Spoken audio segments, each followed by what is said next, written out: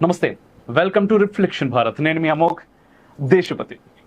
ఈరోజు life at 360లో భాగంగా చాలా చాలా చాలా అద్భుతమైనటువంటి వ్యక్తి, దాంతో పాటుగా నాకు చాలా ఇష్టమైన వ్యక్తి వారు. ఇవన్నీ పక్కన పెడితే మామూలుగా మనిషి బ్రతకడం అన్నప్పుడు ఒక దాని గురించి చాలా పరితపిస్తూ ఉంటాం మనం. ఎంతటోడైనా సరే, అది పేదవాడు కావచ్చు, పెద్దోడు కావచ్చు, అన్ని రకాలుగా, కేవలం డబ్బు పరంగా కాదు, ఎవరైనా సరే ఒక దాని గురించి చాలా పరితపిస్తూ ఉంటాం. అదే ఆత్మాభిమానం. వారిని చూస్తున్నప్పుడు నాకు దానికి నిలువెత్తు రూపంగా కనిపిస్తారు. ఇంకా చెప్పాలంటే చాలా ఉన్నాయి. బేసిక్గా ఇటు సినిమా, అటు సమాజం, ఈ రెండింటితో పాటుగా ఆధ్యాత్మికం, ఈ మూడింటిని మెయింటైన్ చేయడం అనేది చాలా పెద్ద విషయం. ఈ మూడింటిని మెయింటైన్ చేయడమే కాదు, వారు ఈ సమాజం కోసం ఏదో చేయాలని ప్రతి క్షణం పరితపిస్తూనే ఉంటారు. అది సినిమాల్లో కావచ్చు, ఆధ్యాత్మికంగా కావచ్చు, అన్ని రకాలుగా. వారే ఆర్పి పట్నాయక్ గారు. సార్ నమస్కారం. నమస్తే, very nice, thank you sir. Thank you sir. నిజంగా మన కాన్క్లేవ్కి వచ్చారు, ఆ రోజు నుంచి మేము ఎదురు చూస్తూ ఉన్నాం. And first of all thank you so much మీరు ఒప్పుకున్నందుకు ఇంటర్వ్యూకి. లేదు, I always want to be here. జగదభిరామ రఘుకుల సోమ. ఈ మధ్య రాముడు అయోధ్యలో వచ్చిన తర్వాత రాముడి మీద ప్రేమ ఎక్కువైపోతుంది నాకు. ధర్మం రూపం రామం, నా కల్లో నీళ్ళు వస్తున్నాయి. శ్రీరామ రామ. అయోధ్యకాండలో ఒక పర్టికులర్ యుద్ధం ఉంటుంది, అది చెప్పేస్తే మళ్ళీ. అడవుల్లో పెరిగి ఈరోజు ఇండస్ట్రీ ఎప్పుడు వచ్చింది సార్ సినిమాల్లోకి వెళ్ళాలి అనేది? శంకరాభరణం సినిమా రిలీజ్ అయినప్పుడు ఆ పాటలన్నీ స్టేజ్ ఎక్కి పాడేవాడిని. మా ఊర్లో శంకర శాస్త్రి అనిపించేవాళ్ళం. నేను ఎవరి దగ్గర అసిస్టెంట్గా చేయలే, నాకు ఇన్స్ట్రుమెంట్ ప్లేయింగ్ రాదు, కనీసం సంగీతం కూడా రాదు. ఏరా అని పిలిచేది మొత్తం ఇండస్ట్రీలో ఇద్దరు. ఇక్కడ ఒక బ్రోకర్ లాంటి సినిమా ఎందుకు తీయాలనిపించింది మీకు అసలు? కర్మ అనేది ఎలా, నేను ఇంత ఇది చేసినందువల్ల మా అబ్బాయి చనిపోయాడు అనే ఫీలింగ్. ఒక్కడై రావడం, ఒక్కడై పోవడం, నడుమై నాటకం విధిలీలా. కొన్ని ఎల్కేజీలకే లక్షల ఫీజులు పెట్టి చదివిస్తున్నాము. ఐఐటీలో సూసైడ్ జరగడానికి కారణం ఏంటో చెప్పనా? నిజంగా ఆ 9.6, 9.82 వల్ల నాలుగు గీసుకోవడానికి కానీ పనికిరాదు సార్. మరణమనేది ఖాయమని, మిగిలెను కీర్తి ఖాయమని. పోయిన క్షణం మనది కాదు, రాబోయే క్షణం మనకు తెలియదు. ఈ క్షణంలో పాజిటివ్గా బతకండి. సో మీ లైఫ్లోకి కృష్ణుడు ఎలా ఎంటర్ అయ్యాడు అసలు? ఇదంతా ఒక మ్యాజిక్ లా. ఒక 2-3 జనరేషన్స్ మన సనాతనంగా డిస్కనెక్ట్ అయిపోయాం. అంటే కాంట్రవర్సీకి ఎక్కువగా ఇంట్రెస్ట్ చూపిస్తున్నాం, కానీ మహాభారతానికి మించిన స్క్రీన్ ప్లే ప్రపంచంలో ఇప్పటివరకు పుట్టలేదు, ఇక ముందు పుట్టదు. ఆర్టిఫిషియల్ ఇంటెలిజెన్స్ అనేది అసలు మ్యూజిక్ పైన ఎటువంటి ప్రభావం చూపబోతున్నది అంటున్నారు? ఆల్రెడీ చూపించేసింది. ఈ రోజు ఇది రికార్డెడ్ వెర్షన్ వచ్చండి, 10 years తర్వాత ఆర్పి ఆ రోజు చెప్పాడని చెప్తారు. మీకు ఎగ్జాక్ట్గా ఎప్పుడు అనిపించింది అసలు నేను కాదు ఇది, నేను చేయట్లేదు, ఆయన చేయించుకుంటున్నాడు అని? ఇంటర్నల్గా ఎప్పుడైతే నథింగ్నెస్ చూసారో, they have seen the infinity. Once you are connected to your roots, you are enlightened. దేవుడు ఫామ్లెస్. ఫామ్ లేని దేవుడికి ఎలా ఊహించుకుని దేవుడిని నువ్వు పూజించగలవు? Everything is ruled by 2 things.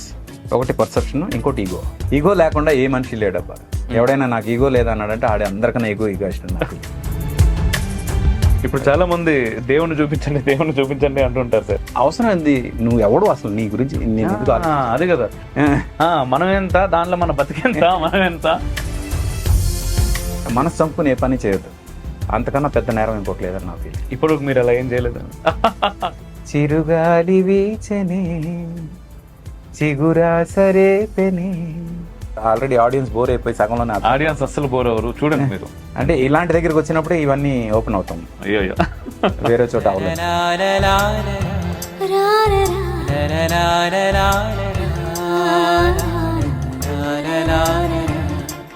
అయితే లైఫ్ ఎట్ 360 అనే ఒక ప్రోగ్రామ్ చేస్తుంటాను సార్ మన ఛానల్లో. దాంట్లో భాగంగా మీ యొక్క జీవితాన్ని కొంతమేర మన ప్రేక్షకులకు అందజేయాలి అంటే దాదాపుగా తెరిచిన పుస్తకమే. ఎందుకంటే సెలబ్రిటీ సినిమా అనగానే దాదాపు అన్ని విషయాలు రీసెర్చ్ చేస్తూనే ఉంటారు. తెలియని విషయాన్ని కూడా అంటే అవునో కాదు అనుకునే విషయాన్ని కూడా అవును అనుకుంటారు చాలా మంది, అవును. అక్కడికి తీసుకెళ్తారు. బట్ మన గురించి మీకు తెలిసిందే. సో మనం కొంతమేర మాట్లాడుకునే ప్రయత్నం చేద్దాం సార్. ఎస్. ఆర్పి పట్నాయక్ గారి స్వస్థలం ఎక్కడ? అంటే మా నాన్నగారు ఒరిజినల్గా విజయనగరం జిల్లా పార్వతీపురం, ఇప్పుడు మన్యం జిల్లా అంటారు కదా, పార్వతీపురం దగ్గర ఒక పల్లెటూరు.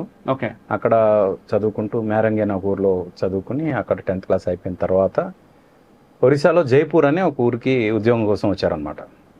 అక్కడే పెళ్ళయింది, అక్కడే మేమంతా పుట్టాం ఒరిస్సాలో. ఓకే. ఒరిజినల్గా అయితే మాది ఆంధ్ర, ఉత్తరాంధ్ర. ఎస్. బట్ మేము పుట్టి పెరిగిందంతా ఒరిస్సాలో. ఓకే.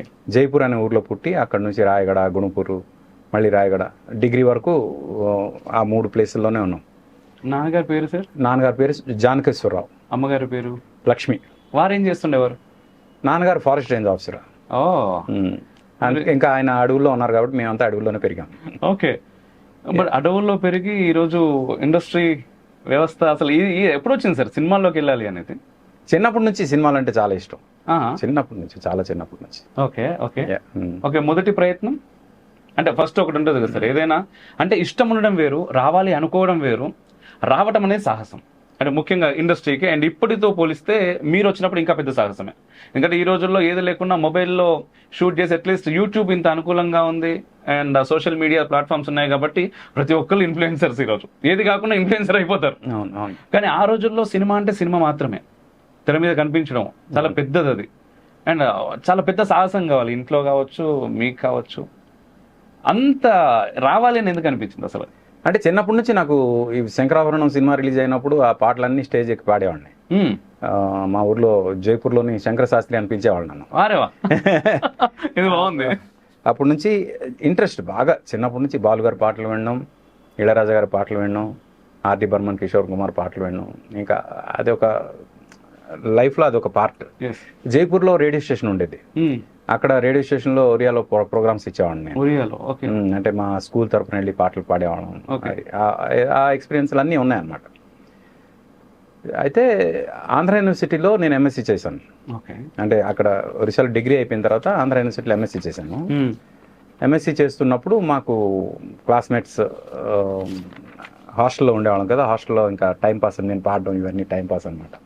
ఆ ప్రాసెస్లో నందన్ అని నా ఫ్రెండ్, క్లాస్మేట్, తను పాటలు రాసేవాడు. తను రాస్తే వాటిని నేను కంపోజ్ చేసేవాడు. అలాగా మా సీనియర్ ఒక అతను ఉండాడు, అతను కూడా పాటలు రాస్తే కంపోజ్ చేయడం. ఇలా ఆ దీనిలోని ప్రాసెస్లోని ఏదైనా ఇస్తే కంపోజ్ చేయడం నా వల్ల అవుతుంది అనేది నాకు అర్థమైంది. అంటే న్యూస్ పేపర్ ఇచ్చినప్పుడు ట్యూన్ చేసేస్తా.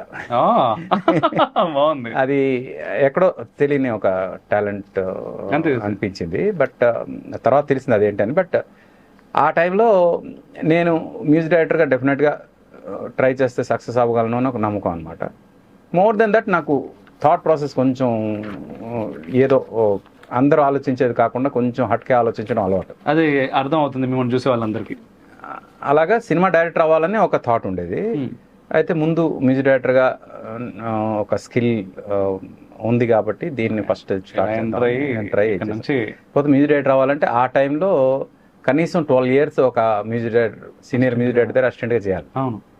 లేదా మంచి ఇన్స్ట్రుమెంటల్ ప్లేయర్ అయి ఉండాలి, లేదా ఎవరికైనా వారసుడు అయి ఉండాలి. ఏవి లేవు. నేను ఎవరి దగ్గర అసిస్టెంట్గా చేయలే, నాకు ఇన్స్ట్రుమెంట్ ప్లేయింగ్ రాదు, కనీసం సంగీతం కూడా రాదు. నేర్చుకోలేదా సార్ మీరు? అంటే 2 సార్లు వర్ణాల వరకు నేర్చుకున్నా. అంటే 2 సార్లు ఎల్కేజీ చదివాను. ఎల్కేజీ చదివినోడు నేను లెక్చరర్ అవుతానంటే ఎలా? అయిపోయారు. తల్లి కృప ఉంటే సరిపోతుంది. అదే తర్వాత అర్థమైంది. అంటే ఈ సోల్ ఏదైతే ఉందో, ఈ సోల్ ఇంతకు ముందు జన్మలో చాలా పెద్ద మ్యూజిషియన్ అని నాకు అర్థమైంది. ఆయన కోరికలన్నీ ఈ సోల్ త్రూగా, ఈ బాడీ త్రూగా తీర్చుకుంటున్నాడు. అద్భుతం సార్. అయితే ఇక్కడ నార్మల్గా సినిమాకి వచ్చిన తర్వాత కూడా ఎవరైనా మీరు మ్యూజిక్ డైరెక్టర్ అన్నారు, తర్వాత డైరెక్టర్ అవ్వాలి అనుకున్నారు.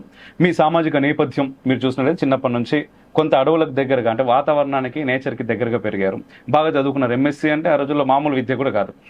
టెక్నికల్గా ఎంఎస్సీ స్పేస్ ఫిజిక్స్ అంటే చాలా పెద్దది. సో అది చదివి అవన్నీ వదిలేసి ఇటువైపు వస్తున్నప్పుడు ఖచ్చితంగా సినిమాలో కంటే వదిలేసే రావాలి. ముఖ్యంగా అమ్మా నాన్న ఉంటారు పక్కన, వాళ్ళు చూస్తుంటారు ఎటువైపు వెళ్తాడు ఏమవుతుంది అంటే ఒక భయం అనుకోవచ్చు. వాళ్ళని ఎలా మీరు ఒప్పించారు? యాక్చువల్లీ 2 years ఎంఎస్సీ అయిపోయిన తర్వాత సివిల్ సర్వీసెస్ కోసం హైదరాబాద్ వచ్చాను. ఓకే. 2 సంవత్సరాలు సీరియస్గా సినిమాలు కూడా చూడకుండా సివిల్ సర్వీసెస్ ప్రిపేర్ అయ్యాను. ప్రిపేర్ అయిన తర్వాత ఫ్రాంక్గా అది నాకు బాగా హెల్ప్ అయింది. ఎలా అంటే అప్పటి వరకు 17 సంవత్సరాలు నేను చదివిన చదువు ఒక ఎత్తు అయితే, ఈ 2 years సివిల్స్ కోసం ప్రిపేర్ అవుతున్నప్పుడు నేను చదివిన చదువు ఒక ఎత్తు. అంటే ఇంకా లిటరల్గా సినిమాలు కూడా చూడకుండా అంటే మీరు అర్థం చేసుకోండి ఎంత డీప్గా చదివి.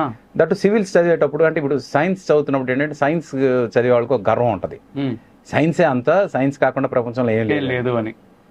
కానీ ఎప్పుడైతే సివిల్స్ చదవడం మొదలు పెట్టానో అందులో జీకే, జనరల్ నాలెడ్జ్లో హిస్టరీ, జాగ్రఫీ ఇవన్నీ కూడా ఉంటాయి. అవి చదువుతున్నప్పుడు నాకు అర్థమైందంటే ఇవన్నీ తెలుసుకోకుండా మనం ఏం తెలుసుకున్నా వేస్టే అనే ఫీలింగ్ వచ్చింది నాకు. అంటే సైన్స్ ఎంత తెలుసుకున్నా సరే, unless you know your history, unless you know your geography, ఇవన్నీ తెలిస్తే యు ఆర్ సంథింగ్. ఎంత సైన్స్ తెలిసినా సరే, లేదంటే యు ఆర్ నథింగ్ అని నాకు అర్థమైంది. అందుకు సివిల్స్ నాకు చాలా హెల్ప్ అయింది. ఓకే. ఆ 2 years నేను సివిల్స్ చదివిన తర్వాత 2 సార్లు ప్రిలిమ్స్ ఫెయిల్ అయ్యాను. I'm very good at descriptive, very bad at objective. Objective pass అయితేనే డిస్క్రిప్టివ్ మెయిన్స్ రాయగలం. అయితే ఆబ్జెక్టివ్ ఏమో ప్రిలిమ్స్, 2 సార్లు ప్రిలిమ్స్లో ఫెయిల్ అయ్యా. I'm destined here maybe. అంతే కదా, అక్కడ ఫెయిల్ చేయకపోతే ఇక్కడ పాస్ అవ్వలేరుగా.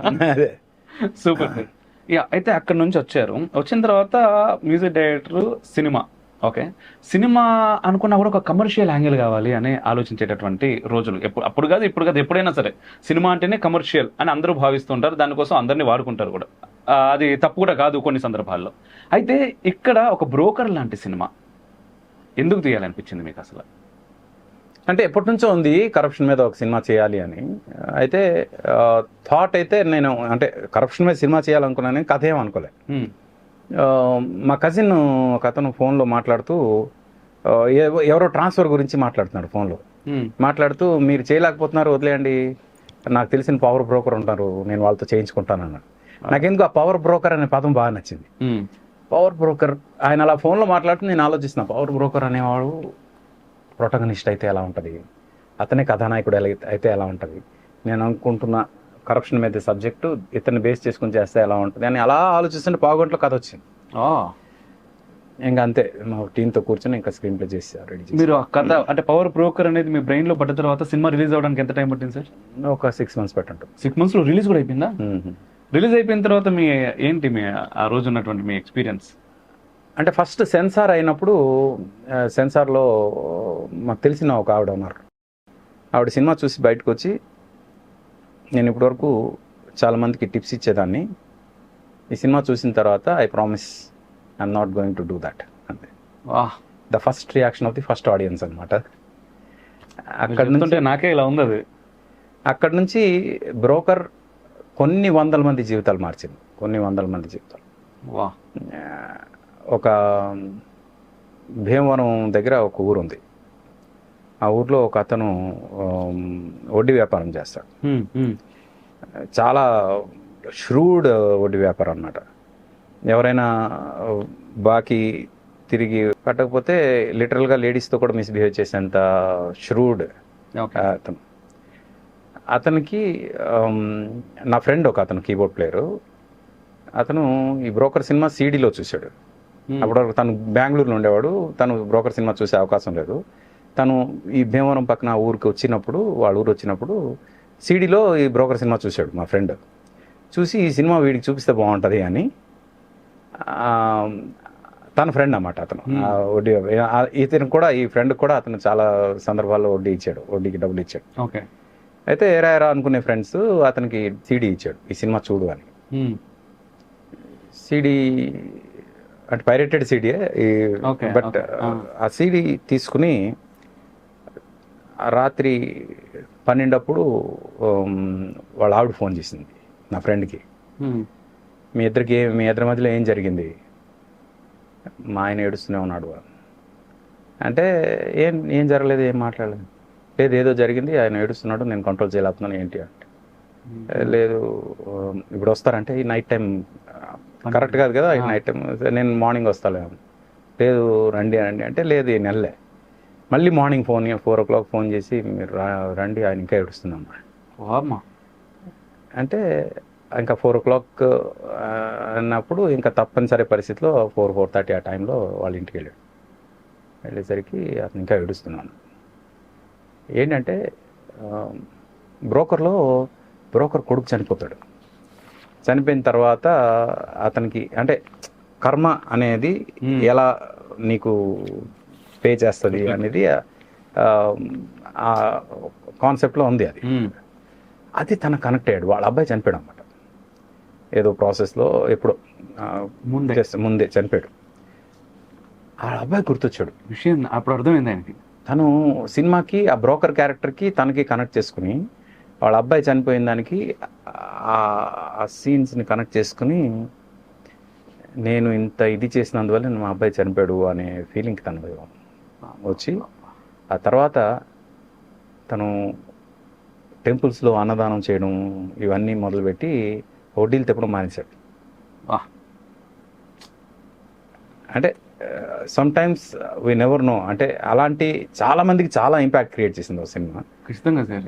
బట్ ఏంటంటే మనలాంటి వాళ్ళం ఏమనుకుంటాం, మన వల్ల ఒక్క మనిషి జీవితం మారినా చాలు అనుకుంటాం. కానీ అలా చాలా మంది జీవితాలు మార్చగలిగే సినిమాలు చేయగలుగుతున్నాం అనేది ఇట్స్ అద్భుతం. నిజంగా సార్. అంటే ఒక పవర్ఫుల్ మాడ్యూల్ సినిమా అనేది. ఒక అంతకు మించినటువంటి మీడియం ఈ రోజుల్లో ఇన్ఫ్లుయెన్స్ చేయగలిగేది వేరే ఏది లేదు. బట్ అటువంటి సినిమా ఎటువైపు వెళ్తుందని అప్పుడప్పుడు బాధేస్తూ ఉంటుంది. కొన్ని సందర్భాల్లో మీరు తప్పుగా అనుకోవద్దు, క్షమించాలి ఒకవేళ తప్పుగా అనుకుంటే. కానీ ఇటువంటి మీరు చెప్పిన మాట ఖచ్చితంగా సార్. అంటే 1000 రోజులు కాదు, అది సంవత్సరం మొత్తం నడిచి కొన్ని సంవత్సరాలు నడిచినా కూడా రానటువంటి ఫీలింగ్ ఇప్పుడు మీరు చెప్తుంటే నాకే వస్తుంది అన్నప్పుడు ఆ సినిమాను సృష్టికర్త మీరు ఆ రోజు మీరు ఎలా ఫీల్ అయి ఉంటారని నేను అసలు ఊహ కూడా నాకు అందట్లేదు. ఆ తర్వాత చాలా మంది నా దగ్గరికి వచ్చి sir my life before broker and after broker are different అని చెప్పిన వాళ్ళు. ఈరోజు what I'm today because of broker అని. అంటే బ్రోకర్లో ఏదో ఒక ఫిలాసఫికల్ టచ్ ఉంది జనంలో వెళ్ళింది. అది ఎక్కడో తెలియకుండా నా లైఫ్ని ఈ పర్సెప్షన్లో చూడాలి అనే ఒక యాంగిల్ని మార్చింది చాలా మందికి.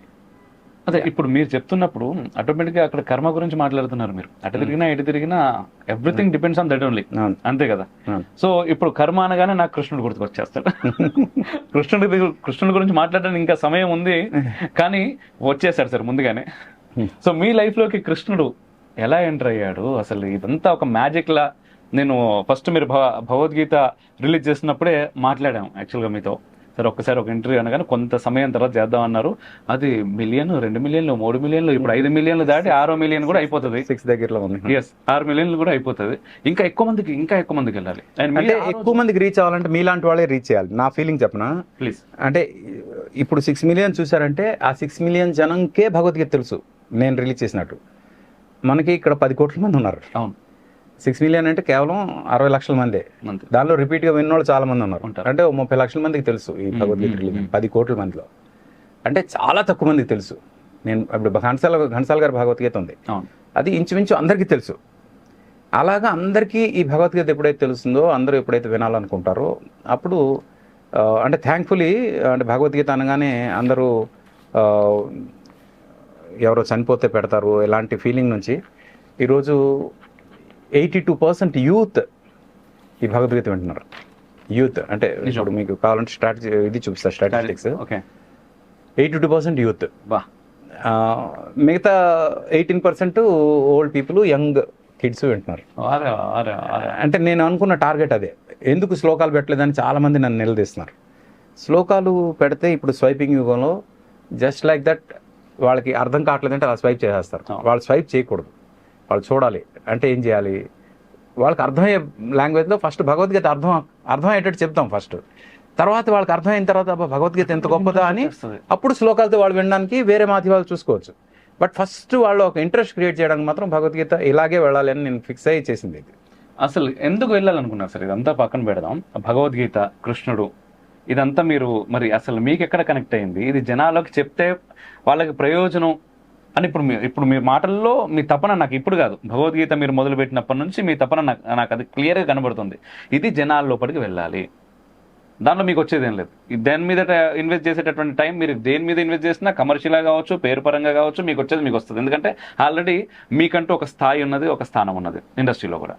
ఈ భగవద్గీతను పట్టుకొని ఇది జనాల లోపలికి వెళ్ళాలి, జనాలు వినాలి. ఇప్పుడు స్టిల్ అంటే 6 మిలియన్ల దాకా వచ్చినా కూడా ఈ రోజు మళ్ళీ మీరు మాట్లాడే మాట ఏంటంటే ఇది జనాల లోపలికి వెళ్ళాలి. ఎందుకు వెళ్ళాలి అంటే సి ఒక 2-3 జనరేషన్స్ మనం మన సనాతనంగా డిస్కనెక్ట్ అయిపోయాం. ఎస్. అంటే కాంట్రవర్సీకి ఎక్కువగా ఇంట్రెస్ట్ చూపిస్తున్నాం కానీ దీనిలో ఉన్న ఎసెన్స్కి ఇంట్రెస్ట్ తక్కువ చూపిస్తున్నాం అని నా ఫీలింగ్. ఎప్పుడైతే ఎసెన్స్ అర్థం అవుద్దో అప్పుడు కాంట్రవర్సీస్ నలిఫై అయిపోతాయి. ఎసెన్స్ ఫస్ట్ అర్థం చేసుకోవాలి అనేది నా ఇదనమాట. చిన్నప్పటి నుంచి మా ఫ్యామిలీ ఎలా అంటే గుడ్లకు వెళ్తాము. మా అమ్మ అయితే ఎర్లీ మార్నింగ్ లేచి పూజలు చేస్తుంది. అమ్మ కోసం చిన్నప్పుడు నేను పువ్వులు తీసి ఎర్లీ మార్నింగ్ అంటే సూర్యుడు కూడా ఉదయించక ముందు వెళ్ళి పువ్వులు కోసుకుని వచ్చి పువ్వులు ఇంటికి తెచ్చి ఇచ్చేవాడిని. ఇవన్నీ నాకు చిన్నప్పటి నుంచి అలవాటు ఉన్నాయి. అందుకు ఆ భక్తి అనేది నా అంతటి నేను ఎంత భక్తిగా ఉన్నాను అనే దానికన్నా భక్తి అనే ఒక మార్గం వైపు అయితే నేను డెఫినెట్గా ఉన్నాను. ఎస్. అంటే మా పేరెంట్స్ నాకు ఏదైతే ఇచ్చారో, మా నాన్నగారు తిరగని తీర్థయాత్ర లేదు, ఆయన వెళ్ళిన చాలా తీర్థయాత్రలు మాకు కూడా తిప్పారు. అలాగా అంటే I know the roots of Hinduism, roots of సనాతనం. దానికి ఉన్న ఆ ఎసెన్స్ తెలుసు. ఇంత గొప్ప ఎసెన్స్ ఉన్న ఈ యొక్క మాధ్యమం అంటే ఈ యొక్క వే ఆఫ్ లైఫ్, దీన్ని మనం కరెక్ట్గా జనం వరకు తీసుకెళ్ళలేకపోతున్నామే అనే ఫీలింగ్. ఫర్ పాస్ట్ 2-3 జనరేషన్స్ అయితే ఇప్పుడు మా చిన్నతనంలో ఘంటసాల గారి భగవద్గీత తెగ వినేవాళ్ళం మేము. ఈ జనరేషన్కి ఎవరికి తెలుసు చెప్పండి భగవద్గీత ఘంటసాల గారికి? చాలా మందికి తెలియదు, చాలా తక్కువ. అంటే భగవద్గీత కూడా జనంకి రీచ్ అవ్వట్లేదు. భగవద్గీత ఇగానే ఎవరో చనిపోయారా అని బయటకు వెళ్ళి చూస్తున్నారు. అలాంటి పరిస్థితి వచ్చేసింది. లేదు ఇలా కాదు. భగవద్గీత ఏంటి? మన వేదాలు ఉపనిషత్తుల తాలూకా సారాంశాన్ని ఒక ఒక మొత్తం అంతా కలిపి ఒక ఎసెన్స్, ఒక కాన్సన్ట్రేటెడ్ మీడియం లాగా అది ప్రజెంట్ చేశారు ఆయన, కృష్ణ పరమాత్మ. అది ఒక్కసారి అర్థమైతే ఈ సనాతన ధర్మం ఇంత గొప్పదా అని ఒక బీజం పడుతుంది అందరిలో. అక్కడి నుంచి అసలు వేదాలు ఏంటి, ఉపనిషత్తులు ఏంటి, ఈ అధ్యాయ 18 పురాణాలు ఏంటి, వాటి మీద చిన్నగా ఇంట్రెస్ట్ మొదలవుతుంది. ఎప్పుడైతే మొదలవుద్దో కథల రూపంలో అయినా రామాయణం ఏంటి, మహాభారతం ఏంటి, ఇవన్నీ ఎప్పుడైతే తెలుస్తాయో then you are connected to your roots. Once you are connected to your roots you are enlightened. నా ఉద్దేశం enlightened in the sense you live your life to the fullest అని. మీరు ఎప్పుడు అసలు భగవద్గీత కనెక్ట్ అయ్యారు ఫస్ట్ టైం? అంటే నేను చాలా చిన్నప్పుడే 3 చదివాను, రామాయణం, మహాభారతం. చాలా చిన్నప్పుడు అంటే నేను చదువుకుంది ఒరియా మీడియం. అయితే మా నాన్నగారు చాలా పర్టికులర్గా తెలుగులో చదవాలి, తెలుగు నీకు రావాలని ఇంట్లో తెలుగు పేపర్ తెప్పించేవాళ్ళు, ఈనాడు పేపరు. కంపల్సరీ ఈనాడు పేపరు నేను గట్టిగా చదివానండి. నేను తెలుగు నేర్చుకోలేదు, అంటే తెలుగు మీడియంలో చదవలేదు, తెలుగు నేర్చుకోలేదు. వాల్ పోస్టర్స్ చూసి తెలుగు నేర్చుకున్నాను నేను. అడవి రాముడు అంటే అడవి రాముడు అంటే ఇది ఇది డా ఇది అలా పోస్టర్స్ చూసి నేర్చుకున్నాను. అందుకు మా నాన్నగారు ఏంటంటే ఇంట్లో అడుగు పెట్టిన తర్వాత ఇంకా తెలుగులోనే మాట్లాడాలి, తెలుగు పుస్తకాలే చదవాలి, తెలుగు ఇవే చదవాలని ఆ ఫోర్స్ చేయడం వల్ల ఇంట్లో తెలుగు నవళ్ళు, తెలుగు ఇవి అన్ని పెట్టేవాడు. నవళ్ళన్నీ మా అమ్మ చదివేది, కానీ మహాభారతం, రామాయణం, భగవద్గీత ఇవి మాత్రం ఇంటికి తెచ్చిన తర్వాత అవి నేను బాగా ఎవరు చెప్పలేదు, మీకే చదివాను. అందుకోసమే బ్లెస్డ్ సోల్స్ అని అంటే ఏమో అంటే కరోనా వచ్చి ఆల్మోస్ట్ చనిపోయే పరిస్థితికి వెళ్ళి బతికున్నానంటే ఇవన్నీ చేయడానికి బాగుంది సార్. సో ఫస్ట్ టైం చదవడం ఒకటి, దాన్ని అర్థం చేసుకునే స్థితి రావడం ఇంకొకటి, అండ్ అది వచ్చిన తర్వాత ప్రజలకు చెప్పాలి, సమాజానికి చెప్పాలి అనుకోవడం మూడవది. ఈ 3 ప్రయత్నాలు జరుగుతున్నప్పుడు పక్కకుండే వాళ్ళు ఉంటారు ఖచ్చితంగా. ఇంత అద్భుతమైనటువంటి ఇవన్నీ పెట్టుకొని ఇప్పుడు ఇటువైపు వస్తే ఒకే జోనర్కి నువ్వు ఫిక్స్ అయిపోతావు. అంటే సినిమా కదా సార్, ఎంతైనా మీరు సినిమా వాళ్ళే సార్, ఏం మాట్లాడినా కూడా.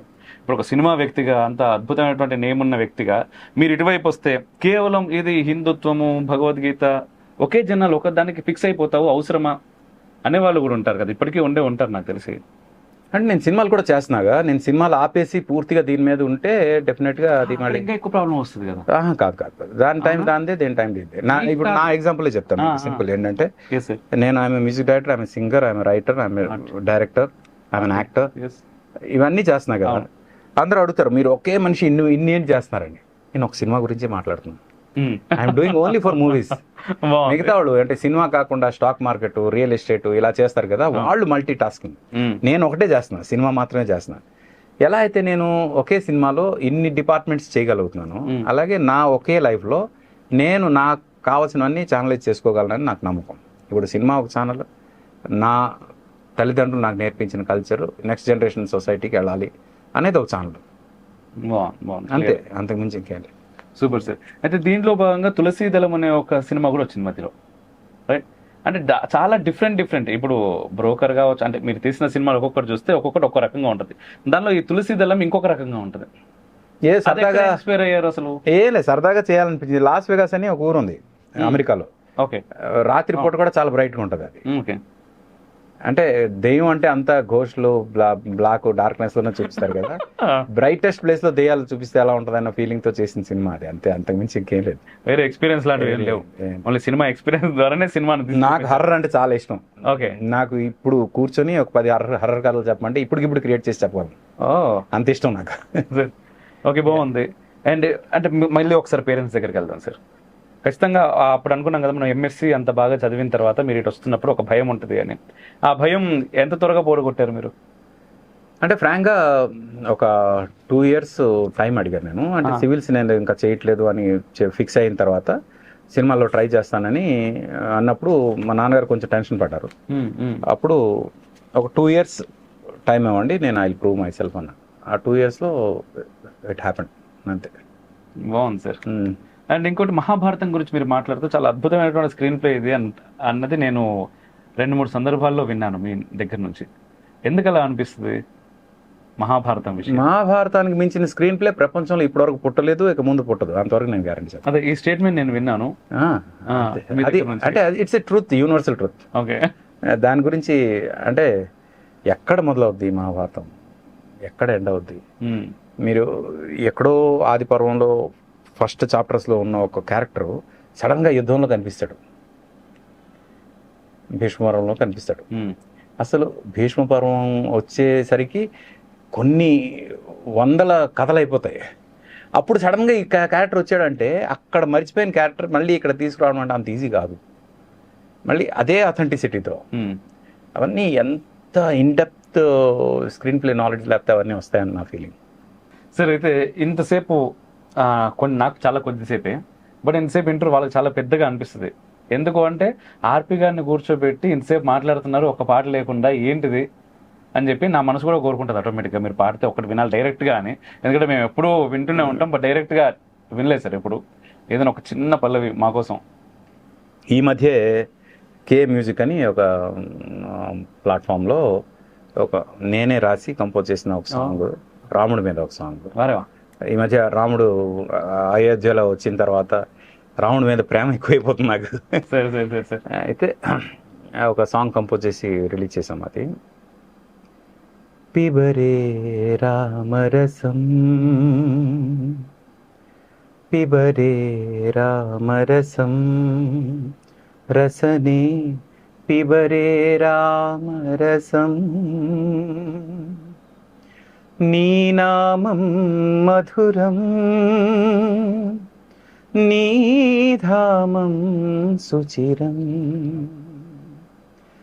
జగదభిరామ రఘుకుల సోమ, సీతావల్లభ రామ, సుందర రామ, అతిబల రామ, సకల గుణాభిరామ, ధర్మం రూపం రామం, శ్రీరామ రామ శ్రీరామ రామ, శ్రీరామ రామ శ్రీరామ రామ, శ్రీరామ రామ. చాలా బాగుంది సార్, చాలా అంటే చాలా బాగుంది. నా కల్లో నీళ్ళు వస్తున్నాయి. అంత బాగుంది. వినండి, అది ఒరిజినల్ సాంగ్ వినండి, ఇంకా బాగుంటుంది. నేను ఇక్కడ రఫ్గా పాడలేదు. చాలా బాగుంది. అంటే మీరు పాడుతున్నప్పుడు కొన్ని మాటలు గుర్తుకొస్తా ఉన్నాయి నాకు. రాముడి గురించి ఇప్పుడు మీరు ధర్మం, నిజంగా రామో విగ్రహవాన్ ధర్మ, అందుకే ధర్మం రూపం రామ, ధర్మం రూపం రాముడు అన్నారు. అటువంటి రాముడు అసలు నిజమా కాదా అనేటటువంటి ప్రశ్నలు వేస్తూ ఉంటారు. దానిపైన చర్చలు జరుగుతూ ఉంటాయి ఈ దేశంలో చాలా గర్వంగా. అటువంటి అయోధ్య అంటే రాముడు పుట్టిన నేలపైన రాముడి గుడి కట్టుకోవడానికి దాదాపుగా 500 ఏళ్ళు కష్టపడాల్సి వచ్చింది, ఎందరో ప్రాణాలు కోల్పోవాల్సి వచ్చింది. మీరు మాట్లాడుతున్నప్పుడు, మీరు పాడుతున్నప్పుడు అవన్నీ కళ్ళ ముందు కనిపిస్తూ ఉన్నాయి. ఏం చెప్తారు సార్ దీనికి సమాధానం మీరు చెప్పమంటే? అంటే డెఫినెట్గా 500 ఏళ్ళుగా రాముడు లేడు మనకి. 500 ఏళ్ల క్రితం రాముడిని ఎప్పుడైతే ఆ అయోధ్యని పూర్తి చేసి ఇది చేశారో అప్పటి నుంచి రాముడు లేడు. మళ్ళీ ఇప్పుడు రాముడు వచ్చాడు. ఇప్పుడు నుంచి మళ్ళీ చూడండి లైఫ్ ఎలా ఉంటుంది. జస్ట్ ఇప్పుడే కదా మొదలైంది. ఫ్యూచర్ అంటే ఇప్పటివరకు ఎవరైతే రాముడు లేని సమాజంలో తీసుకున్న మకాలే మ్యాక్స్వెల్ సిద్ధాంతాలు ఉన్నాయో వాళ్ళందరూ అలాగా డైల్యూట్ అయ్యి పొల్యూట్ అయ్యి మళ్ళీ మెల్లగా ప్యూర్ అవుతారు. ప్యూర్ అయ్యి రాముడి తాలూకా ఆ ఆరా ఉంది కదా, ఆరాతో అందరూ మళ్ళీ నార్మల్ స్టేజ్కి వస్తారు. రాముడు అప్పుడు ఉన్నప్పుడు ఎలాగైతే అందరూ ఉన్నామో అలాంటి స్టేజ్ తొందరలో వస్తుంది. Don't worry. ఖచ్చితంగా రావాలి సార్, చాలా తొందరగా రావాలి, చాలా మంది మారాలి. జీవితంలో, మీ జీవితం విషయానికి వచ్చేసరికి ప్రతి ఎవరి లైఫ్లో అయినా ఒక టర్నింగ్ పాయింట్ అంటూ ఉంటాం. మీ టర్నింగ్ పాయింట్ ఏంటి అంటే ఏం చెప్తారు? టర్నింగ్ పాయింట్ సినిమాల్లోకి రావడమే. డెఫినెట్గా సినిమాల్లోకి రావడమే టర్నింగ్ పాయింట్. ఎందుకంటే సినిమాల్లో రాకపోతే నేను ఎవరో ప్రపంచానికి తెలిసేది కాదు కదా. అయితే చాలామందికి తెలియని విషయం ఏంటంటే ఎవరి దగ్గర అసిస్టెంట్గా చేయకుండా, ఎవరి దగ్గర అంటే ఏ ఇన్స్ట్రుమెంట్ ప్లే చేయకుండా, మ్యూజిక్ కూడా సరిగ్గా రాకుండా మ్యూజిక్ డైరెక్టర్ రావడం అంత ఈజీ కాదు. ఎలా అయ్యామంటే ఆ టైంలో హైదరాబాద్లో మ్యూజిక్ ఇండస్ట్రీ లేదు, మిగతా ఇండస్ట్రీ అంతా హైదరాబాద్ షిఫ్ట్ అయింది. మ్యూజిక్ ఇండస్ట్రీ హైదరాబాద్లో ఎస్టాబ్లిష్ చేయాలి అనుకున్న రోజుల్లో ఎవరు దొరుకుతారా అన్నట్టు వెతుకుతున్నప్పుడు మేము దొరికాము. ఏ ఇయర్లో సార్? ఇట్స్ అరౌండ్ 97, 98 ఆ టైంలో. నా ఫస్ట్ సినిమా 99లో రిలీజ్ అయింది. 99 డిసెంబర్ నీకోసం. ఆ టైంలో వెతుకుతున్నారు లిటరల్గా. వెతికే టైంలో మేము కనిపించాం, నేను కానీ చక్రి కానీ ఇలా.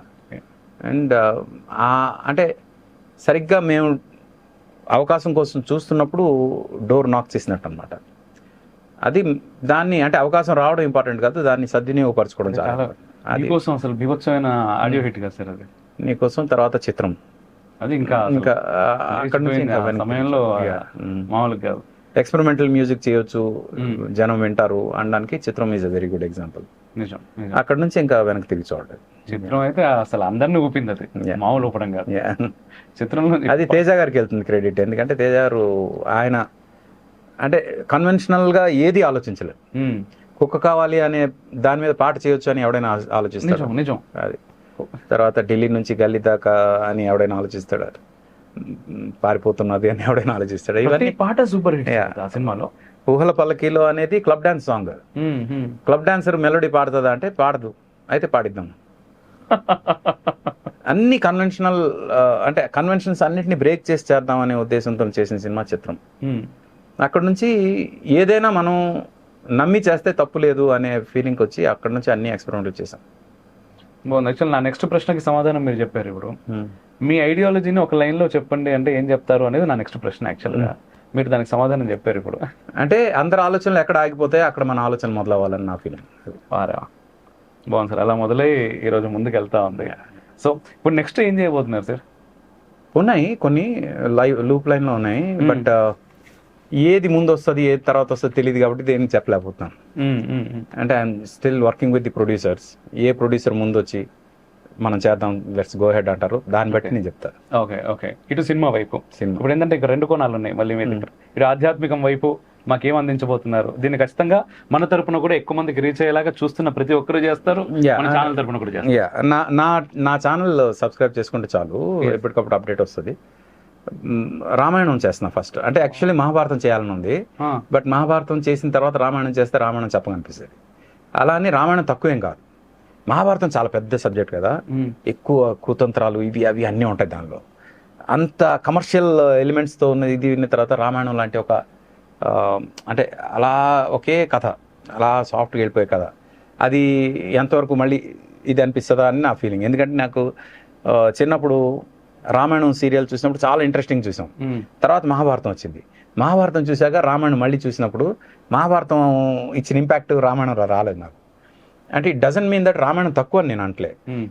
కమర్షియల్ వాల్యూస్ ఏవైతే ఉన్నాయో అవి దీనిలో ఎక్కువ ఉంటాయి మహాభారతంలో, అందుకు అది వెనక్కి పెట్టా. అంటే చూపించడం అలా చూపించారేమో సార్, రాముని లోపటి రౌద్రం ఉన్నాయి. ఇప్పుడు ఫ్రాంక్ గా ఇప్పుడు మళ్ళీ నేను రామాయణం చేయడం మొదలుపెట్టిన తర్వాత రామాయణం నేను ఇప్పుడు అంటే రామాయణం మీద ఇప్పుడు నేను రీసెర్చ్ చేస్తుంటే వాల్మీకి రామాయణమే, నేను వేరే రామాయణం ఏం చేయట్లేదు. వాల్మీకి రామాయణం మీద రీసెర్చ్ చేస్తుంటే ఇప్పుడు నాకు అర్థమైంది ఏంటంటే రామాయణంలో రాముడుకు ఉన్న కమర్షియల్ వాల్యూస్ ఎవరికి లేదు అని ఇప్పుడు అర్థమైంది. అదే కదా, ఇప్పుడు అసలైన కమర్షియల్ సినిమా ఇప్పుడు రామాయణం త్రూగా ఫస్ట్ చెప్దాం అని స్టార్ట్ చేశారు. ఎస్పెషలీ మీకు అయోధ్యకాండలో ఒక పర్టికులర్ యుద్ధం ఉంటుంది, అది ఇప్పుడు చెప్పేస్తే మళ్ళీ అయ్యో మీరు యుద్ధం ఉంటుంది అనగానే నా చెవులు వెళ్ళిపోయి. అసలు ఆ యుద్ధం ఎంత కమర్షియల్ గా ఉంటదంటే అసలు ఖరదూషణుల గురించి మీకు ఐడియా ఉందా? ఖరదూషణులు అవును ఉన్నారు. ఖరదూషణుల తాలూకా యుద్ధం ఉంటుంది. రాముడు ఎంత పరాక్రమవంతుడు అని చెప్పడానికి ఆ ఒక్క యుద్ధం చాలు. తర్వాత అంటే యుద్ధకాండలో ఏమొస్తుంది అది పక్కన పెడితే యుద్ధకాండకు రాకముందే ఇది. అవును, అది ఎంత గొప్ప యుద్ధం అంటే అది కనుక కరెక్ట్గా మనం చెప్పగలిగితే గూస్ బంప్స్ వస్తాయి జనంకి. నేను రామాయణాన్ని పర్ఫెక్ట్గా వాల్మీకి ఏం చెప్పారో అదే చెప్దామని ఉపకథలతో సహా, మరీ చిన్న చిన్న ఉపకథలు కాదు కానీ మెయిన్ ఉపకథలు అన్నీ చెప్తున్నా. విశ్వామిత్రుడు కథ, గంగా కథ, గంగావతరణం, అహల్య కథ, ఇవన్నీ కూడా ఆ రామాయణంలో ఉంటాయి. ఆ రామాయణం తెలిసాక ఇంకా రామాయణం గురించి ఎక్స్ట్రాగా తెలుసుకోవాల్సిన అవసరం ఏది ఉండదు అని నా ఫీలింగ్ ఇప్పుడున్న జనరేషన్కి. ఓకే, సో ఇక్కడ ఒక చిన్న మీరందరూ కూడా వెంటనే ఏం చేయాలంటే సార్ యూట్యూబ్ ఛానల్ ఓపెన్ చేసి ఇమీడియట్ గా ఇప్పుడు సబ్స్క్రైబ్ చేసి పక్కన ఉన్న బెల్ ఐకాన్ కొట్టిన తర్వాత మళ్ళీ ఇక్కడికి రండి, ఎందుకంటే చాలా అద్భుతాలు రాబోతున్నాయి, మళ్ళీ మిస్ అవుతారు. ఆర్పి పట్నాయక్ అఫీషియల్, ఆర్పి పట్నాయక్ అఫీషియల్ నేను డిస్క్రిప్షన్ లో కూడా పెడతా, కామెంట్ లో కూడా పెట్టి పిన్ చేస్తా. మీరు ఛానల్ వెళ్ళండి, సబ్స్క్రైబ్ చేసుకోండి, పక్కన బెల్ ఐకాన్ ఖచ్చితంగా కొట్టు, లేకపోతే నోటిఫికేషన్ వెంటనే రాదు. అంటే సబ్స్క్రైబ్ చేసుకోండి అని నేను అడగను, ఇప్పుడు కూడా అడగట్లేదు. ఎందుకు అడగట్లేదు అంటే ఫస్ట్ మీరు భగవద్గీత వినండి, విన్నాక నచ్చితే అప్పుడు సబ్స్క్రైబ్ చేసుకోండి. నాకు తెలుసు కాబట్టి నేను అందుకే నేను చెప్తున్నాను సబ్స్క్రైబ్ చేసుకోండి. సరే, అయితే ఇక్కడ రామాయణం గురించి రాముడి గురించి మనం మాట్లాడుతున్నాం కదా. ఇంకొకటి, ఇప్పుడు ఇంతకుముందు మీరు అన్నారు education, Macaulay, max Muller, what ever వాళ్ళు ఏదైతే మన పైన రుద్దారో ఎడ్యుకేషన్ అంటే స్వతంత్రంగా బ్రతికే భారతీయులని బానిసగా చేయడానికి కావాల్సినటువంటి విద్యా విధానాన్ని పూర్తిగా మనకి ఇచ్చిపోయారు. దాంట్లో భాగంగానే ఒక కుట్రగా అనుకోవచ్చు. ఎందుకంటే రాముడి గురించి మనం ఎక్కడ చూసినా కూడా, నార్మల్గా సినిమాల్లో చూసినా లేకపోతే ఎవరైనా రామాయణం గురించి చెప్పినా కూడా రాముడిలోని రౌద్రం దాదాపు, ఎందుకంటే రాముడు ఆదర్శప్రాయుడు అని చెప్పేసి మన పెట్టేసిరు ఇట్లా బ్రెయిన్లలో. ఎందుకంటే రాముడు అంటే ఎవరు మాట్లాడినా రామో విగ్రహవాన్ ధర్మ అనే మాట ఈజీగా వచ్చేస్తుంది. రాముడు అంటే ధర్మం, ధర్మం అంటే రాముడు. అక్కడ రాముడిని ఏమన్నా అంటే అసలు మనం, సో ఇటువంటి రాముడు చాలా శాంతవంతుడు, చాలా ప్రశాంతంగా ఉంటాడు అని మన బ్రెయిన్లోకి ఎక్కించాలి అనే ప్రయత్నం జరిగింది అని అనుకోవచ్చా? నాకెందుకు ఇప్పుడు మీతో మాట్లాడుతుంటే అనిపిస్తుంది నాకు అది. లేదు, అంటే ఎక్కించాలనే ప్రయత్నం కాదు, కానీ రాముడిని మనం ఆదర్శంగా తీసుకోవాలి అని అనుకుంటాం కదా. ఎప్పుడైతే ఆదర్శంగా తీసుకోవాలనుకుంటున్నామో ఆయనలో ఒక పాజిటివ్ యాంగిల్, అన్ని పాజిటివ్ యాంగిల్సే, బట్ ఆ రౌద్రం అనేది డెఫినెట్గా మీరు ఇది కూడా అడాప్ట్ చేసుకోండి అని చెప్పడం కరెక్ట్ కాదు కదా. అందుకు దాన్ని మనం సబ్డ్యూ చేసామేమో మన పూర్వీకులని నా ఫీలింగ్. ఓకే, అది మ్యాక్స్ ముల్లర్, మకాలే వాళ్ళు కాదు, వాళ్ళు కాకపోయినప్పుడు అంటే వాళ్ళు చేసింది వాళ్ళు చేశారు, వాళ్ళు వేదాలు ఇవన్నీ చెడగొట్టారు. మనం ఏంటంటే అహింసో పరమో ధర్మ అక్కడే ఆగిపోయాము. తర్వాత నా ధర్మహింసో తదైవచ దగ్గరికి రాలేకపోతున్నాం ఇప్పటికి కూడా అని ఒక బాధలో వచ్చినటువంటి సమాధానం నాకు అది. సార్, అండ్ మీ వ్యక్తిగత విషయానికి వచ్చేసరికి మేడం ఏం చేస్తుంటారు, ఎప్పుడు పెళ్ళయింది, అసలు ఎలా? అంటే మాది అరేంజ్డ్ మ్యారేజే, ఓకే, బట్ మా ఇద్దరు చూస్తే లవ్ మ్యారేజ్ అనుకుంటారు ఎవరైనా. She takes care of me and my daughter. మా ఫ్యామిలీ అందరినీ తను చూసుకుంటుంది కాబట్టి అదే చాలా పెద్ద జాబ్ అది. మేడం పేరు? లావణ్య. నమస్కారం, ఖచ్చితంగా నమస్కారం చెప్పాలి. ఎందుకంటే ఇన్ని పనులు చేస్తున్నప్పుడు ఏదో ఒక పని చేస్తేనే ఇంటికి కుటుంబానికి టైం ఇవ్వడం చాలా కష్టం. ఇన్ని అంటే మల్టీ టాస్కింగ్ అని మీరు అనుకోకపోయినా అది మల్టీ టాస్కింగే. ఇన్ని పనులు చేస్తున్నప్పుడు ఆ సమయాన్ని అసలు సెకండ్ టు సెకండ్ బేరీజ్ వేసుకోవాలి. అండ్ ఫ్యామిలీకి ఎంత అనేది ఖచ్చితంగా ఇస్తూనే ఉంటారు, అయినా కూడా కుటుంబం సపోర్ట్ చాలా ఎక్కువగా ఉండాలి. డెఫినెట్గా she has lot of sacrifice అంటే. ఎందుకంటే అంటే నేను పెళ్ళికి ముందే తనకి చెప్పాను ఏంటంటే నాకు ఆల్రెడీ పెళ్ళి అయిపోయింది వర్క్తో అని చెప్పా. నా వర్క్తో ఆల్రెడీ పెళ్ళి అయిపోయింది. ఇప్పుడు సెకండ్ పెళ్లి నీతో చేసుకుంటున్నాను అని చెప్పి వారి ఎక్స్ప్రెషన్ ఫ్రాంక్గా చెప్తున్నా, ఎంత ఇంపార్టెంట్ విషయం అయినా తను ఫోన్ చేసే టైంకి నేను వర్క్లో ఉన్నానంటే సరే అని పెట్టేస్తుంది. అంటే the amount of importance she gives to my work. ఎంత ఇంపార్టెంట్ విషయం అయినా, ఇప్పుడు ఈ ఒక్క విషయం వినేయండి అని కూడా అందు, వర్క్లో ఉన్నానంటే సరే అని పెట్టేస్తుంది. అలానే ఏదో ఇదే అయి పెట్టడం కాదు, అంటే డిసప్పాయింట్ అయి పెట్టడం కాదు, నా వర్క్కి ఇచ్చే ఇంపార్టెన్స్ అంతే కదా, అంతే కదా, అది నెక్స్ట్ లెవెల్ సపోర్ట్ నాకు ఆ విషయంలో. అంటే ఫ్రాంక్గా చెప్పాలంటే చాలా మందికి వైఫ్ ఇన్లాస్ విషయంలో కంప్లైంట్స్ ఉంటాయి. అండ్ ఐఎమ్ సో లక్కీ, మా అమ్మ చేసిన పూజలో ఏమో కానీ నాకు వైఫ్ నుంచి కానీ మా ఇన్లాస్ నుంచి కానీ ఎలాంటి కంప్లైంట్స్ ఉండవు. మా ఇన్లాస్ అయితే నా వైఫ్ కన్నా మంచోడు, సీరియస్గా. చాలా మందికి ఇన్లాస్ మీద కంప్లైంట్ ఉంటుంది ఏదో ఒక రకంగా, ఎంత మంచోడో మా ఇన్లాస్, అసలు అలాంటి వాళ్ళు కూడా ఉంటారా అనిపిస్తుంది. సో భగవంతుడు పూర్తిగా ఎంచుకొని మొత్తం రెడీ చేసి మిమ్మల్ని తీసుకొచ్చి అక్కడ పెట్టాడు. అంతే అక్కడ నిలబెట్టాడు, ఇక చేసుకుంటూ వెళ్ళిపో, నీకు ఏది అడ్డు రాదు. అతను కొన్ని బాధ్యతలు ఉన్నాయి, అవి చేసుకుంటాడు, మీరు జస్ట్ హెల్ప్ చేస్తూ ఉండండి అతనికి. అంతే అంతే, అలాగే అనిపిస్తుంది సార్ మీరు చెప్తా ఉంటే. పాప ఏం చేస్తుంటారు? పాప ఏమో ఇప్పుడు ఇంజనీరింగ్ ఫస్ట్ ఇయర్ లో జాయిన్ అయింది, మొన్న ఇంటర్మీడియట్ కంప్లీట్ అయ్యి. మ్యూజిక్ వైపు వారు కూడా పాడుతుంది, but not very professional singer. Okay, అంటే నేను ప్రొఫెషనల్ గా చూస్తే ఇంకా తను ఇంకా చాలా ఇది అవ్వాలని. Okay, but she sings good. మీకు ఇంట్రెస్ట్ ఉందా తనని కూడా ఇండస్ట్రీ వైపు ఏదైనా తీసుకురావాలి అని? నాకు ఇంట్రెస్ట్ అంటే ఒక పాట పాడించాలి అంటే ఆ పాటకి తనకన్నా బాగా పాడేవాళ్ళు చాలా మంది ఉన్నారని నా ఫీలింగ్. పోనీ తనకి ఇంట్రెస్ట్ ఉందా రావాలని? తనకి పాడాలని ఉంది, బట్ నేనైతే డెఫినెట్గా పాటకు వచ్చేసరికి పాటే ఇంపార్టెంట్ నాకు పాప కాదు. ఓకే, పాప వాయిస్ వేరే సాంగ్స్ కి ఏదైనా సెట్ అయితే అప్పుడేమో అయినా దానికి కూడా ఇంకొంతమంది సింగర్స్ ఉన్నారని నా feeling. And one more thing sir, ఇంకొంతమంది అంటా ఉంటే నాకు ఈ టెక్నాలజీ వచ్చేసింది కదా ఇప్పుడు, ఏఐ ఆర్టిఫిషియల్ ఇంటెలిజెన్స్ అనేది అసలు మ్యూజిక్ పైన ఎటువంటి ప్రభావం చూపబోతున్నది అంటున్నారు?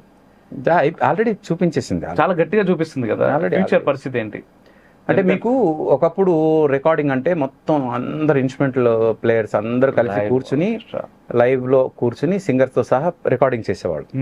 ఆ తర్వాత ఇన్స్ట్రుమెంట్స్ వరకు రికార్డ్ చేసి సింగర్స్ వచ్చి తర్వాత పాడేవాళ్ళు ట్రాక్. ఆ తర్వాత ఎవరి ఇన్స్ట్రుమెంట్ వాళ్ళు వాయించి వెళ్ళిపోయేవాళ్ళు. ఆ తర్వాత కీబోర్డ్ ప్లేయర్స్ వచ్చారు. కీబోర్డ్ ప్లేయర్స్ ప్రోగ్రామింగ్ అనే ఒక కాన్సెప్ట్ వచ్చింది. అంటే ఆ కీబోర్డ్ ప్లేయర్ మొత్తం ఇన్స్ట్రుమెంట్స్ అన్ని కీబోర్డ్ లోంచి వాయించి ఇచ్చేసేవాడు. అలాగా మాన్యువల్ ప్లేయర్స్ అందరికీ వర్క్ లేకుండా చేసేసాడు కీబోర్డ్ ప్లేయర్ వచ్చి. ఈరోజు కీబోర్డ్ ప్లేయర్కి వర్క్ లేకుండా చేసింది ఏఐ. ఏఐలో కీబోర్డ్ ప్లేయర్ చేసే ప్రతి పని కూడా చేసేయచ్చు. And you have to adapt to the changes. And చేంజెస్కి అడాప్టేషన్ చేసుకోకపోతే you will be left behind. అందుకు future is going to be AI. ఇంకోటి చాలా మందికి తెలియని విషయం ఏంటంటే ఏఐ వల్ల జాబులు పోతాయి అంటున్నారు, కానీ ఇది చాలా పెద్ద స్థాయిలో వినపడేటటువంటి మాట సార్. దీని గురించి మీకు ఒక ఇది చెప్తా. ప్లీజ్. కంప్యూటర్స్ వచ్చే ముందు కంప్యూటర్స్ గురించి చాలా మంది ఏమన్నారు, కంప్యూటర్ వస్తుంది చాలా మంది జాబులు తీసేసుకుంటుంది, అది మొత్తం ఇది లేకుండా చేస్తుందని. కానీ కంప్యూటర్స్ క్రియేటెడ్ జాబ్స్. ఎంత జాబ్స్ క్రియేట్ చేసిందంటే ఈరోజు 180 మంది కంప్యూటర్స్ వల్ల బతుకుతున్నారు. అవునా? నిజం. అంటే కంప్యూటర్ రానప్పుడు కంప్యూటర్స్ వల్ల జాబులు పోతాయి అనుకునే వాళ్ళు కాస్త ఈరోజు కంప్యూటర్స్ వల్ల బతికే వాళ్ళు ఎక్కువైపోయారు. నిజం. అంటే అర్థం ఏంటి? When there is a change people get adapted to that and that creates jobs. అర్థమైందా? అలాగే ఇప్పుడు ఏఐ వచ్చిన తర్వాత డెఫినెట్గా చాలా మందికి జాబ్స్ పోతాయి, చాలా మందికి వర్క్ పోతుంది. కానీ ఏఐ బతకాలి కదా. ఏఐ బతకాలంటే ఏం చేస్తుంది? తను బతకడం కోసం మనుషులకి తనని ఎలా వాడుకోవాలి అనే దాని మీద అలవాటు చేస్తుంది. ఆ ఎలా వాడుకోవాలి అని అలవాటు చేసినప్పుడు ఆ ఎలా వాడుకోవాలి అని ఆలోచించే వాళ్ళు ఉంటారు కదా, వాళ్ళు పెరుగుతారు. వాళ్ళు ఎప్పుడైతే పెరుగుతారో, ఈరోజు కంప్యూటర్స్ వల్ల 180 మంది బతుకుతున్నారు కదా, రేపు ఏఐ వల్ల 190 మంది బతుకుతారు ఈ పెరుగుతున్న దీనిలో. అంటే AI has to survive. AI వచ్చేస్తుందంటే మొత్తం అందరికి జాబ్లెస్ చేస్తే ఏఐ సర్వైవ్ ఎలా అవుతుంది? ఏఐ సర్వైవ్ అవ్వాలి కదా. సర్వైవ్ అవ్వడం కోసం AI only creates its own atmosphere. So that you will adapt to that. మీకు ఈరోజు చెప్తున్నా, ఈరోజు మొబైల్ ఫోన్ ఉంది.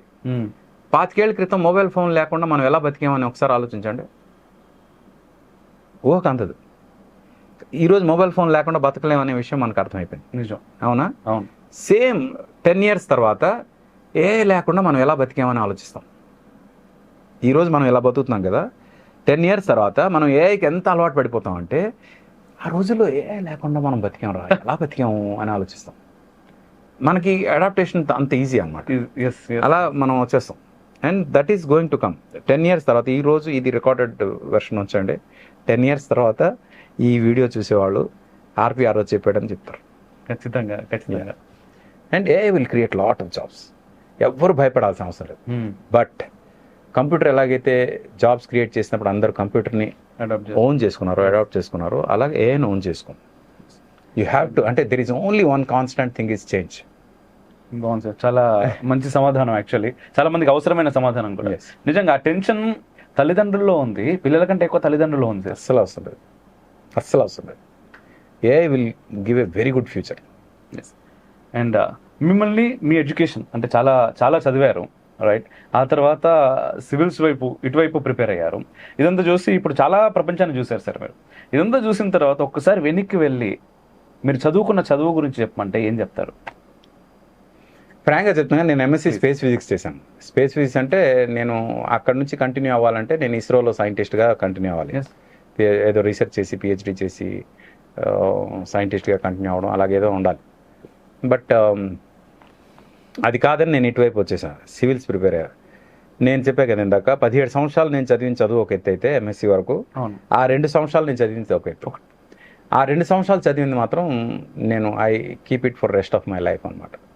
అప్పటి వరకు ఈ 17 సంవత్సరాలు చదివింది నాకు ఎందుకు పనికిరాలేదు. ఆ 2 ఏళ్ళు చదివింది మాత్రం ఈరోజు నేను మీతో మాట్లాడడానికి నాకు హెల్ప్ అవుతుంది. ఇప్పుడు చాలా మంది తల్లిదండ్రులు కావచ్చు, పిల్లలు కావచ్చు, అంటే ముఖ్యంగా ఉన్న డౌట్స్ ఇది పేరెంట్స్లో ముఖ్యంగా. ఎందుకంటే వచ్చిన వాళ్ళు అంటే బాగా చదువుకున్న వాళ్ళందరూ కూడా మా చదువు మాకు ఎందుకు పనికిరాలేదు అంటున్నారు. ఈరోజు మా పిల్లల్ని చదివించాలి అంటే మేము డే అండ్ నైట్ కష్టపడి కొన్ని ఎల్కేజీలకి లక్షల ఫీజులు పెట్టి చదివిస్తున్నాము. వాడు ఏమవుతాడో తెలియదు. వాడు చావకుండా చదువు కంప్లీట్ చేస్తే చాలు అనుకునే తల్లిదండ్రులు కూడా ఉన్నారు.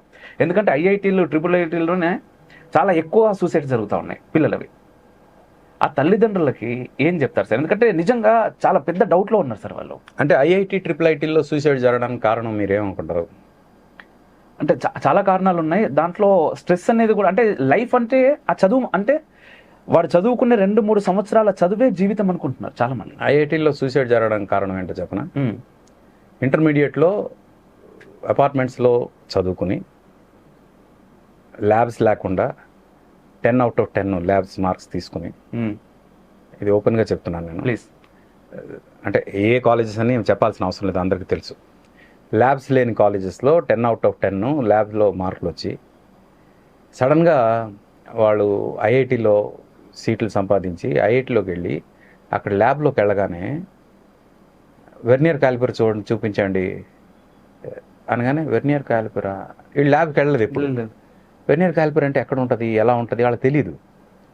2 ఏళ్ళు వెర్నియర్ కాలిపర్ మీదే బతకాలి ఫిజిక్స్లో, అంతే కదా. అసలు అది చూడలేదు. 10 out of 10 వచ్చింది వాళ్ళకి.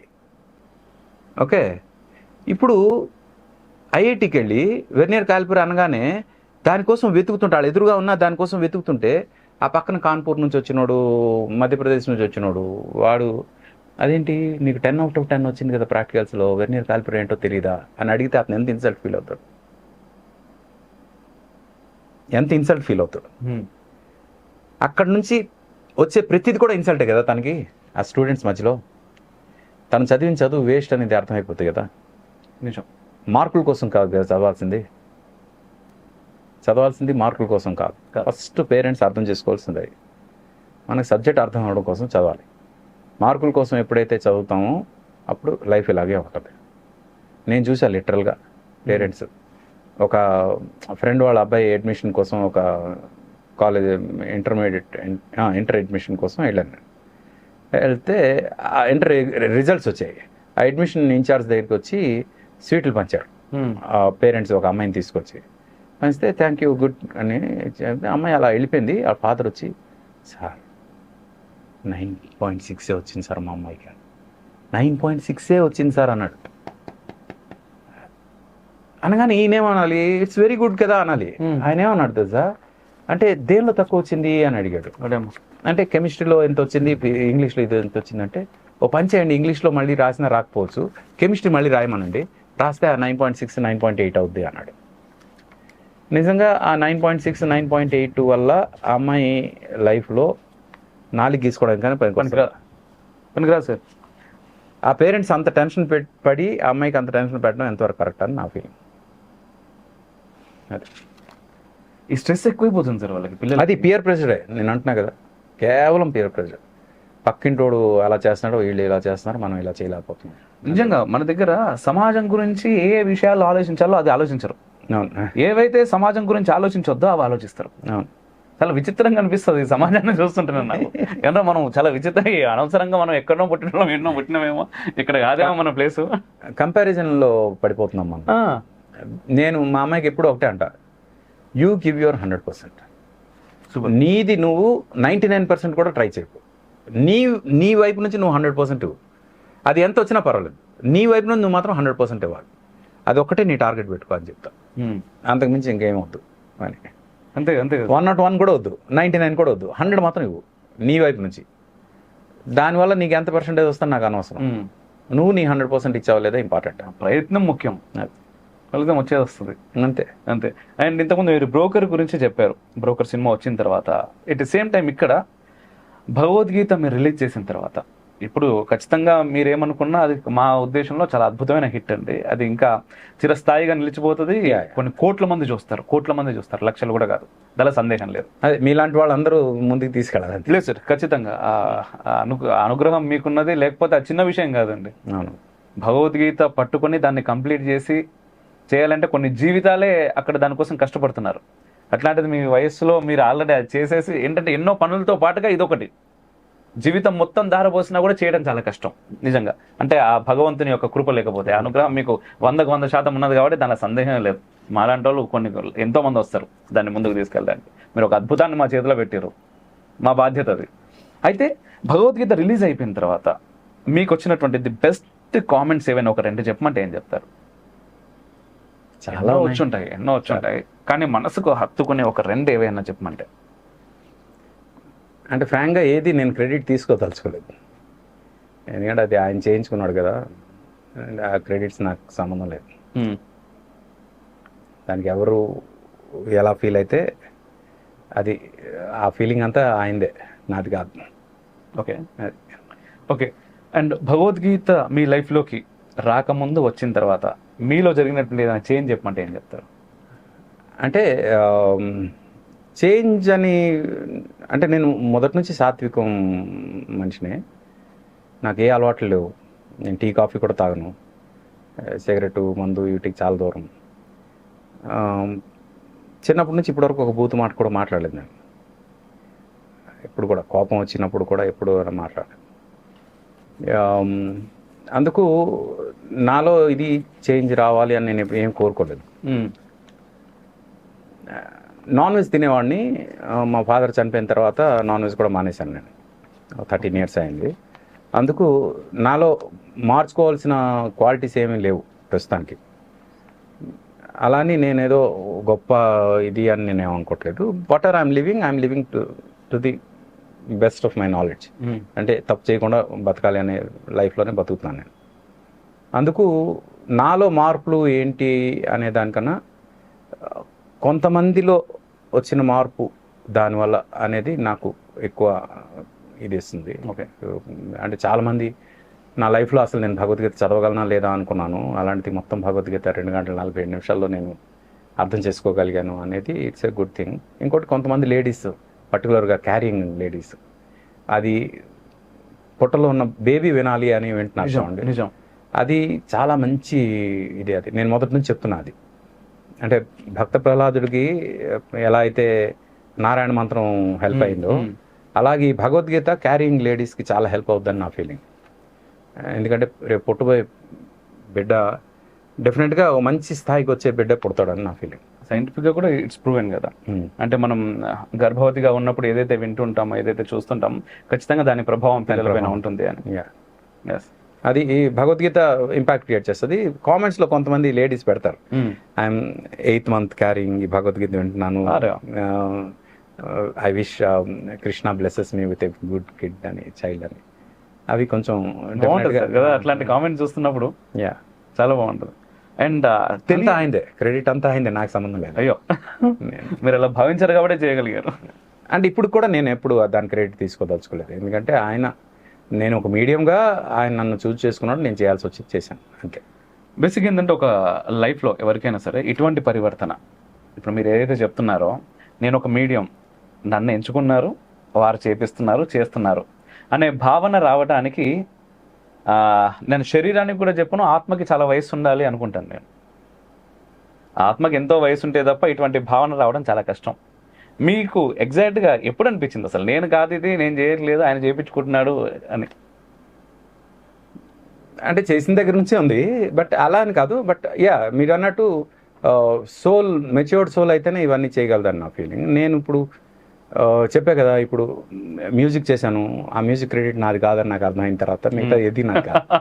ఎందుకంటే ఈ సోల్ ఇంతకు ముందు చాలా పెద్ద మ్యూజిషియన్, ఆయన కోరికలు ఈ బాడీ త్రూగా తీర్చుకుంటున్నాడు అని ఎప్పుడైతే అర్థమైపోయిందో, అయిన తర్వాత ఇంకా ప్రతిదీ అయిపోయింది. ఇంకా అసలుకే వచ్చేసిన తర్వాత, ఆన్సర్ వచ్చిన తర్వాత మీకు అదే ఎప్పుడు అనిపించింది సార్? పోనీ ఇప్పుడు ఇది నిజంగా, ఎందుకంటే ఫస్ట్ మీరు కింద మన క్యాబిన్లోకి రాగానే మీరు మాట్లాడిన మాట దగ్గర మీరు ఆధ్యాత్మికంగా చాలా ముందుకు వెళ్ళిపోయారు అనేది నాకు అర్థమైంది. అంటే మిమ్మల్ని చూశాను, అంటే ఆధ్యాత్మిక ఈ వ్యవస్థ వేరు, కానీ మీరు లోపల కూడా చాలా లోపలికి ప్రయాణం చేస్తున్నారు. బయట ప్రయాణం మాకు కనబడుతూ ఉంది, కానీ మీరు అంతరంగికంగా కూడా చాలా లోపలికి ప్రయాణం చేస్తున్నారు. అసలు ఇది ఎప్పుడు, ఎలా, ఈ ఇంట్రెస్ట్ వచ్చిందా లేకపోతే? అంటే మీరు సైన్స్ స్టూడెంట్ అయితే మీకు ఒక సీక్రెట్ చెప్పేస్తా ప్లీజ్. ఈ ఒక్క సీక్రెట్ తెలిస్తే చాలా ఈజీ అయిపోతుంది లైఫ్. ప్రతిదీ సైన్సే, ప్రతిదీ సైంటిఫికే. మామూలుగా you chase infinity, that's what our life is all about. ఇప్పుడు మీకు సడన్గా ప్రైమ్ మినిస్టర్ చేస్తే వెంటనే నేను అమెరికాకు కూడా ప్రెసిడెంట్ అయిపోవాలనుకుంటారు, లేదా మొత్తం భూమి అంతా పాలించే శక్తి రావాలి నాకు అనుకుంటాం.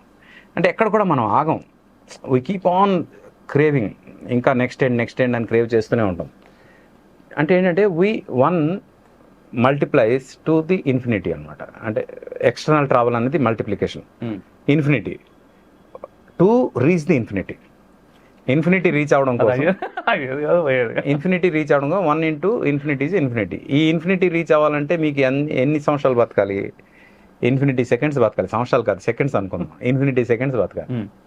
ఇన్ఫినిటీ సెకండ్స్ మీ లైఫ్లో ఉన్నాయి. అది మ్యాథమెటికల్గా ఏంటంటే 1 into infinity is equal to infinity. Every one is craving for to reach there. ఆ ఇన్ఫినిటీకి రీచ్ అవ్వడానికి కోసం ట్రై చేస్తారు. కానీ మ్యాథ్స్లో ఒక గొప్ప ఫార్ములా ఉంది, 1/0 ఈజ్ ఇన్ఫినిటీ. తెలుసా మీకు అది? 1/0 ఈజ్ ఇన్ఫినిటీ. 1 అంటే మీరు, బై అంటే మల్టిప్లికేషన్ ఎక్స్టర్నల్, డివిజన్ ఏమో ఇంటర్నల్. 0 అంటే 1 aim with in at nothing. 0 1/0 అంటే ఎయిమ్ విత్ ఇన్ నథింగ్. 1/0 ఎప్పుడైతే వస్తుందో you will get the infinity. All the enlightened souls they understood that secret. Enlightened souls ఏవో ప్రపంచం అంతా తిరగలేదు, వాళ్ళు ఇంటర్నల్ ట్రావెల్ చేసి ఆ నథింగ్నెస్ని చూశారు. ఇంటర్నల్గా ఎప్పుడైతే నథింగ్నెస్ని చూశారో they have seen the infinity. That is the enlightenment. మ్యాథమెటికల్గా మీకు ఇది అర్థమైతే ఇంకా మీరు దేని గురించి ఆలోచించాల్సిన అవసరం లేదు. Everything else is this.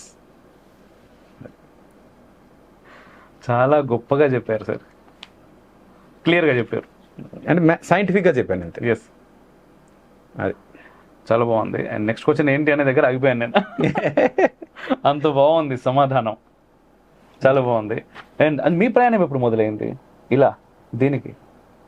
తెలియదు, ఏదో ఒకటి ఉంటుంది కదా సార్, నార్మల్ తెలీదు. ఫ్రాంక్గా చెప్తున్నా, ఏదో ఒక రోజు సడన్గా నాకు ఒక వాయిస్ వినిపించింది, నువ్వు మంచోడివి అని. అంతకుముందు నేను మంచోడినో కాదు తెలియదు, కానీ అప్పటి నుంచి నేను మంచోడిని. నిజమా? అంటే అంతకుముందు నా లైఫ్ నాకు గుర్తులేదు ఇంకా. నేను నిజంగా మంచివాడినా కాదా నాకు తెలియదు. ఆ వాయిస్ ఎప్పుడైతే వినిపించిందో అప్పటి నుంచి అప్పుడు ఎక్కడున్నారు, మీరు ఏం చేస్తున్నారు? ఏం గుర్తులేదు ఇంకా. అప్పటి నుంచి ఇంకా నేను మంచివాడుగా ఉండాలని ఫిక్స్ అయిపోయాను. అయ్యో. అది ఫిక్స్ అవ్వలేదు, అది అయిపోయింది, అది అయిపోయింది. హ్యాపెండ్. Okay okay. అదే కొన్ని మనం కోరుకుంటే జరిగేవి కాదు అనే దాంట్లో మీరు అసలు పర్ఫెక్ట్ ఎగ్జాంపుల్గా కనిపిస్తున్నారు. వాయిస్ మాత్రం వినిపించింది నాకు. అది ఎలా వినిపించింది, ఎక్కడి నుంచి వినిపించింది నాకు తెలియదు. అయితే ఇక్కడ వాయిస్ అనగానే నెక్స్ట్ క్వశ్చన్ కూడా అదే. బేసిక్గా నా క్వశ్చన్ అదే. నా క్వశ్చన్కి సంబంధించిన ఆన్సర్ మీరు ముందే చెప్తున్నారు ప్రతిసారి. ఇగో నేను చూపిస్తాను కూడా. ఏదో ముఖస్థుతి కోసం కూడా అనట్లేదు నేను. మీరు దేవుణ్ణి ఎలా పర్సీవ్ చేస్తారు అవుతారు అని. Sound, light, energy or emotion అని. సన్ కోర్లో హైడ్రోజన్ 4 హైడ్రోజన్లు కొలైడ్ అయితే ఒక హీలియం వస్తుంది. అది ఆ ఫ్యూషన్ జరిగినప్పుడు వచ్చే ఇది ఉంటుందిగా మాస్. అంటే ఈ హైడ్రోజన్ల మాస్ హీలియం మాస్ కంపేర్ చేస్తే హీలియం మాస్ తక్కువ ఉంది. ఓకే. అంటే మిగతా మాస్ ఏమైంది అన్నప్పుడు అర్థమైందంటే ఆ మాస్ ఫోటోన్గా మారింది అని అర్థమైంది. ఆ డిఫరెన్స్ ఆఫ్ మాస్. ఆ ఫోటోను ఆ కోర్ నుంచి సర్ఫేస్కి రావడానికి 1,70,000 సంవత్సరాలు పడుతుంది. ఓకే. అది అక్కడక్కడ అలా కొట్టుకుంటూ ఇప్పుడు 1,70,000 సంవత్సరాలు ఫోటోన్ కోర్ సర్ఫేస్కి వస్తుంది. ఇది ఎర్త్ క్రస్ట్కి, సన్ క్రస్ట్కి, సర్ఫేస్కి. అక్కడి నుంచి మన వరకు రావడానికి 8 నిమిషాలు 20 సెకండ్లు పడుతుంది. అక్కడి నుంచి మన వరకు రావడానికి 8 నిమిషాలు 20 సెకండ్లు పడుతుంది. ఓకే. ఆ ఫోటోను అంటే హైడ్రోజన్ హీలియం ఫిషన్లోనే మనకి ఒక ఫోటోన్ అనేది పుడుతున్నప్పుడు అది ఆఫ్టర్ ఆల్ ఒక సన్. ఆఫ్టర్ ఆల్ ఒక సన్ అని ఎందుకు అన్నానంటే యూనివర్స్తో పోల్చితే మీరు ఒక సముద్రం దగ్గరికి వెళ్ళి ఒక ఇసుక రేణువు తీసుకున్నారు అనుకోండి. ఆ ఇసుక రేణువు సన్ యూనివర్స్కి ఆ ఇసుక రేణువు సన్. అందుకు ఆఫ్టర్ ఆల్ సన్ అన్నారు, మనకు కాదు. ఆ సన్లో 13 లక్షల ఎర్త్లు వస్తాయి. 1.3 మిలియన్ ఎర్త్స్ వస్తాయి. ఆ ఎర్త్లో మనం ఎక్కడున్నాం అంటే యూనివర్స్ ఎంత పెద్దది. ఆఫ్టర్ ఆల్ ఆ సన్లోనే అంత జరిగి ప్రపంచం మొత్తాన్ని వెలిగించేంత లైట్ వస్తున్నప్పుడు జస్ట్ ఇమాజిన్ ఎంత పెద్ద యూనివర్స్లో ఎన్ని ఫిషన్స్ జరుగుతుంటాయి, ఎన్ని ఫ్యూజన్స్ జరుగుతుంటాయి, ఎంత ఎనర్జీ ప్రొడ్యూస్ అవుతుంటుంది, ఎంత కాస్మిక్ ఎనర్జీ రేడియేట్ అవుతుంటుంది. అవునా? ఎస్. ఆ రేడియేట్ అవుతున్న ఎనర్జీలో micro micro micro micro micro energy మన వరకు వస్తుంది. ఓకే. అంటే ఇది కూడా యూనివర్సే. ఇదేది పైన యూనివర్స్ ఇది కాదు. ఈ పార్ట్ కూడా యూనివర్స్లో పార్ట్. ఎస్. ఇక్కడ కూడా అది జరుగుతుంది. ఆ కాస్మిక్ ఎనర్జీ ఏదైతే ఉందో, ఆ ఎనర్జీ ఏదైతే ఉందో అది జస్ట్ ఇమాజిన్ మొత్తం యూనివర్స్ అంతా ఎనర్జీ అంతా కలిస్తే ఏంటి, అంత గొప్ప ఎనర్జీయే దేవుడు. అంటే దేవుడు ఫామ్లెస్. అంటే మన వేదాలు చెప్పేది కూడా అదే, దేవుడు ఫామ్లెస్. కానీ మనం నాకు గరికపాటి గారిది బాగా నచ్చుతుంది అని చెప్పేది ఏంటంటే, ఫామ్ లేని దేవుడికి నువ్వు ఎలా ఊహించుకుంటావు, ఎలా ఊహించుకొని దేవుడిని నువ్వు పూజించగలవు. అందుకు దేవుడికి ఒక ఫామ్ ఇచ్చావు అనుకో, ఆ ఫామ్ని నువ్వు పూజిస్తే ఆటోమేటిక్ దేవుడికి పూజించినట్టే ఆబ్వియస్గా అని ఆయన చెప్తారు. అది నిజంగా చాలా మంచి ఫిలాసఫీ. అందుకే మనం ఐడల్ వర్షిప్ చేస్తున్నాం. ఐడల్ వర్షిప్ చేయడం కారణం దేవుడు ఐడల్ ఉన్నాడని కాదు, మొత్తం దేవుడి తాలూకా స్వరూపాన్ని ఐడల్లో మనం ఊహించుకుని దేవుడిని మనం పూజిస్తున్నాం. అంటే అక్కడ పూజిస్తున్నప్పుడు ఆ నిరాకార స్వరూపాన్ని మొత్తాన్ని మనం పూజిస్తున్నట్టే. ఈ సాకారంలో ఉన్న దేవుడిని నిరాకార స్వరూపం మొత్తాన్ని మనం పూజిస్తున్నట్టు, అంతేగాని ఐడల్ మనం పూజిస్తున్నట్టు కాదు. ఆ సింపుల్ లాజిక్ మనం అర్థం చేసుకుంటే చాలా పెద్ద సైన్స్ ఇది. It's a window, it's a gateway to reach to the God, reach to the supreme energy. అది మనకు అర్థమైతే అసలు ఐడల్ వర్షిప్ చేసేవాళ్ళు they will be easily going to the God. ఎందుకంటే వాళ్ళకి ఆ కాన్సన్ట్రేషన్ ఒక దగ్గర ఫోకస్ అయింది కాబట్టి ఆ ఫోకస్ నుంచి ఆబ్వియస్గా దేవుడి దగ్గరికి వెళ్ళిపోయే అవకాశం ఎక్కువ ఉంటుంది. ఎప్పుడైతే మనం యూనివర్సల్గా మొత్తం అంతా యూనివర్స్ అంతా దేవుడు అని ఎలా చూస్తున్నామో మనకి ఎక్కడ దేవుడు ఉన్నాడు అనే కన్ఫ్యూజన్ వస్తుంది. మన చిన్న థాట్స్ కదా, చిన్న బ్రెయిన్, అంతే కదా, మైన్యూట్, అంటే ఈ మన చుట్టుపక్కల ఉన్న సమాజమే ప్రపంచం అనుకునేంత తుచ్చమైన బ్రెయిన్ మనది. నిజం. అసలు యూనివర్స్ ఎంత పెద్దది, అంత పెద్ద యూనివర్స్లో దేవుడిని ఎక్కడ పట్టుకోగలం అనే ఒక కన్ఫ్యూజన్ లేకుండా మన సైంటిస్టులు, అంటే మన పూర్వీకులు సైంటిస్టులు, ఋషులు కనుక్కున్న సీక్రెట్ ఇది. అండ్ ఆ విగ్రహాన్ని కూడా ఏదో నార్మల్గా తీసుకొచ్చి పెట్టడం కాదు, దానికి ఒక వ్యవస్థ ఉంటుంది. అయ్యో, నేను చూసా, లిటరల్గా నేను చూసా. ఒక విగ్రహ ప్రాణ ప్రతిష్ఠ జరిగిన తర్వాత ఆ ముందు రోజు మాకే ఒక అద్దం తీసుకుని రమ్మన్నారు. మా తమ్ముడు కొనుక్కొని వచ్చాడు అద్దం, తీసుకొచ్చాం. ఆ విగ్రహ ప్రతిష్ఠ జరిగింది. కళ్ళు ఇలా ఓపెన్ చేశారు, చేయగానే ఆ ముందు అద్దం పెట్టారు. ఏమన్నారంటే డైరెక్ట్గా ఆ కళ్ళు తీసినప్పుడు ఆ ఎనర్జీ మనం తట్టుకోలేము, అందుకు అద్దం పెడతాం అన్నారు. అద్దం ఇలా పెట్టారు, కళ్ళు ఇలా ఓపెన్ చేసి పాటమని పగిలింది అద్దం. చాలామంది వెనక నుంచి వేలుతో నొక్కుతారు. వెనక నుంచి వేలుతో నొక్కితే మహా అయితే ఎంత వద్దు, టుక్కు అంటది, పాటమని పగలదు కదా. అంతే కదా. నేను నా కళ్ళారా చూశాను, నేనేదో అబద్ధం చెప్పాల్సిన అవసరం లేదు. మీకు అవసరం ఏంటి అంటే సైంటిఫిక్ టెంపరమెంట్ నాకు చాలా ఎక్కువ. ఎందుకంటే ఇక్కడ మాట్లాడుతున్నది, నేను ఎంఎస్సి స్పేస్ విజిట్ చేశాను, నేను కావాలని ఏదో చెప్పాలని చెప్పట్లేదు. అది నేను చూసిన తర్వాత సర్ప్రైజ్ అయిపోయి షాక్ అయిపోయాను నేను, ఎలా జరిగింది అని. అంటే that's what the energy of the pranapratishtha చేసినప్పుడు ఆ ఐడల్లో అంత ఎనర్జీ ఉంది. ఆ ఎనర్జీ ఆ కళ్ళు ఇలా ఓపెన్ చేయగానే ఎనర్జీ వచ్చి ఆ అద్దం పగలడానికి కారణం అది. అసలు it was one of the shocking moments for me. ఎందుకంటే నేను నమ్మను, బేసికల్గా నేను నమ్మను, ఇలాంటివి అస్సలు నమ్మను. కానీ నేను నా కళ్ళారు చూసానే, నమ్మకుండా ఎలా ఉంటా. ఇప్పుడు చాలా మంది దేవుణ్ణి చూపించండి అంటుంటారు సార్. ఇప్పుడు చెప్పిన సమాధానం అదంతా మీరు ఒకసారి రివైండ్ చేసుకొని చూస్తే దేవుడు కనిపించేస్తాడు. అంటే దేవుడిని చూపించండి అని అడగడంలో రెండు రకాలు ఉంటాయి. ఏది దేవుడిని చూపించొద్దాం అనేవాడికి దేవుడు ఎప్పుడు కనిపించడు, అర్థమైందా? నిజంగా దేవుడిని చూడాలని ఉంది అనేవాడికి దేవుడు కనిపిస్తాడు. ఈ రెండింటికి చాలా తేడా ఉంది. ఏ సార్, బాగుంది, చాలా బాగుంది. మీ మాటలు చాలా బాగున్నాయి సార్. అంటే మాటలు కాదు, అది ఎక్స్పీరియన్స్. లేదు, ఎప్పుడైనా వెన్ యూ ఛాలెంజ్, సరే చూద్దాం అంటే అవసరం ఏంది, నువ్వు ఎవడు అసలు, నీ గురించి అదే కదా. ఇంతకు మీరు చెప్పారు కదా, ఇసుకరే నువ్వు ముచ్చట, మనం ఎంత, దాంట్లో మన బతికెంత, మనం ఎంత, నువ్వు మన గురించి దేవుడు ఎందుకు ఆలోచిస్తాడు, ఇది ఎందుకు చేస్తాడు. నిజం నిజం నిజం. ఏ సార్, చాలా ఇంకా చాలా సైంటిఫిక్ గా దేవుడి గురించి ఎక్స్ప్లెయిన్ చేయడానికి, ఎస్పెషలీ సనాతనం బిలీఫ్ గురించి ఎక్స్ప్లెయిన్ చేయడానికి ఒక సైంటిఫిక్ అప్రోచ్ తోటి నేను కొన్ని ఎపిసోడ్స్ చేస్తున్నా, తొందరలో మీకు రిలీజ్ చేస్తాను. Please sir.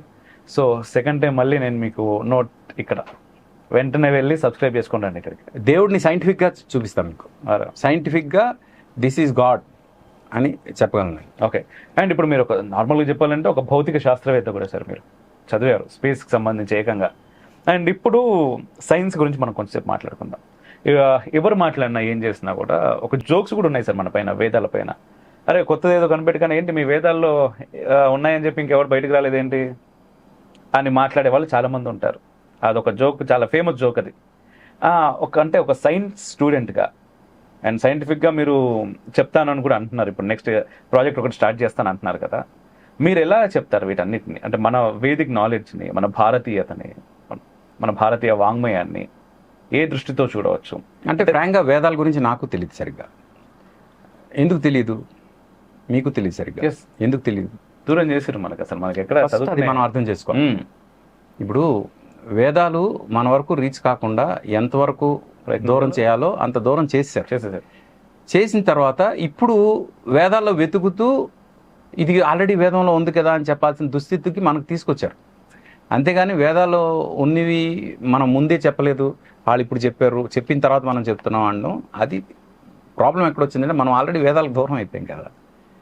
వేదాలకు దూరం అయిపోయిన తర్వాత ఇప్పుడు మనం వెతుక్కోవాల్సి వస్తుంది. వేదాలు నాస్దీయ సూక్తం ఉంది. అవును, నాస్దీయ సూక్తం ఏం చెప్తుంది? There was a point when there was no space, there was no night, no day, అంటే దెర్ వాజ్ నో టైం అని. రాత్రి కానీ పగలు కానీ లేదంటే టైం లేదండి. టైం లేదు. స్పేస్ లేదు, మాస్ లేదు, ఎనర్జీ కూడా లేదు. అలాంటి ఒక టైం ఉండేది. అక్కడి నుంచి ఒక థాట్ పుట్టి అది ఎక్స్పాండ్ అయ్యింది. ఎక్స్పాండ్ అయ్యి ఈరోజు ఈ సృష్టి వచ్చింది అని చెప్పింది నాస్దీ సూక్తం. కావాలంటే నాస్దీ సూక్తం అని కొట్టండి, దాని ఎక్స్ప్లెనేషన్ వస్తుంది ఎక్కడైనా. ఇది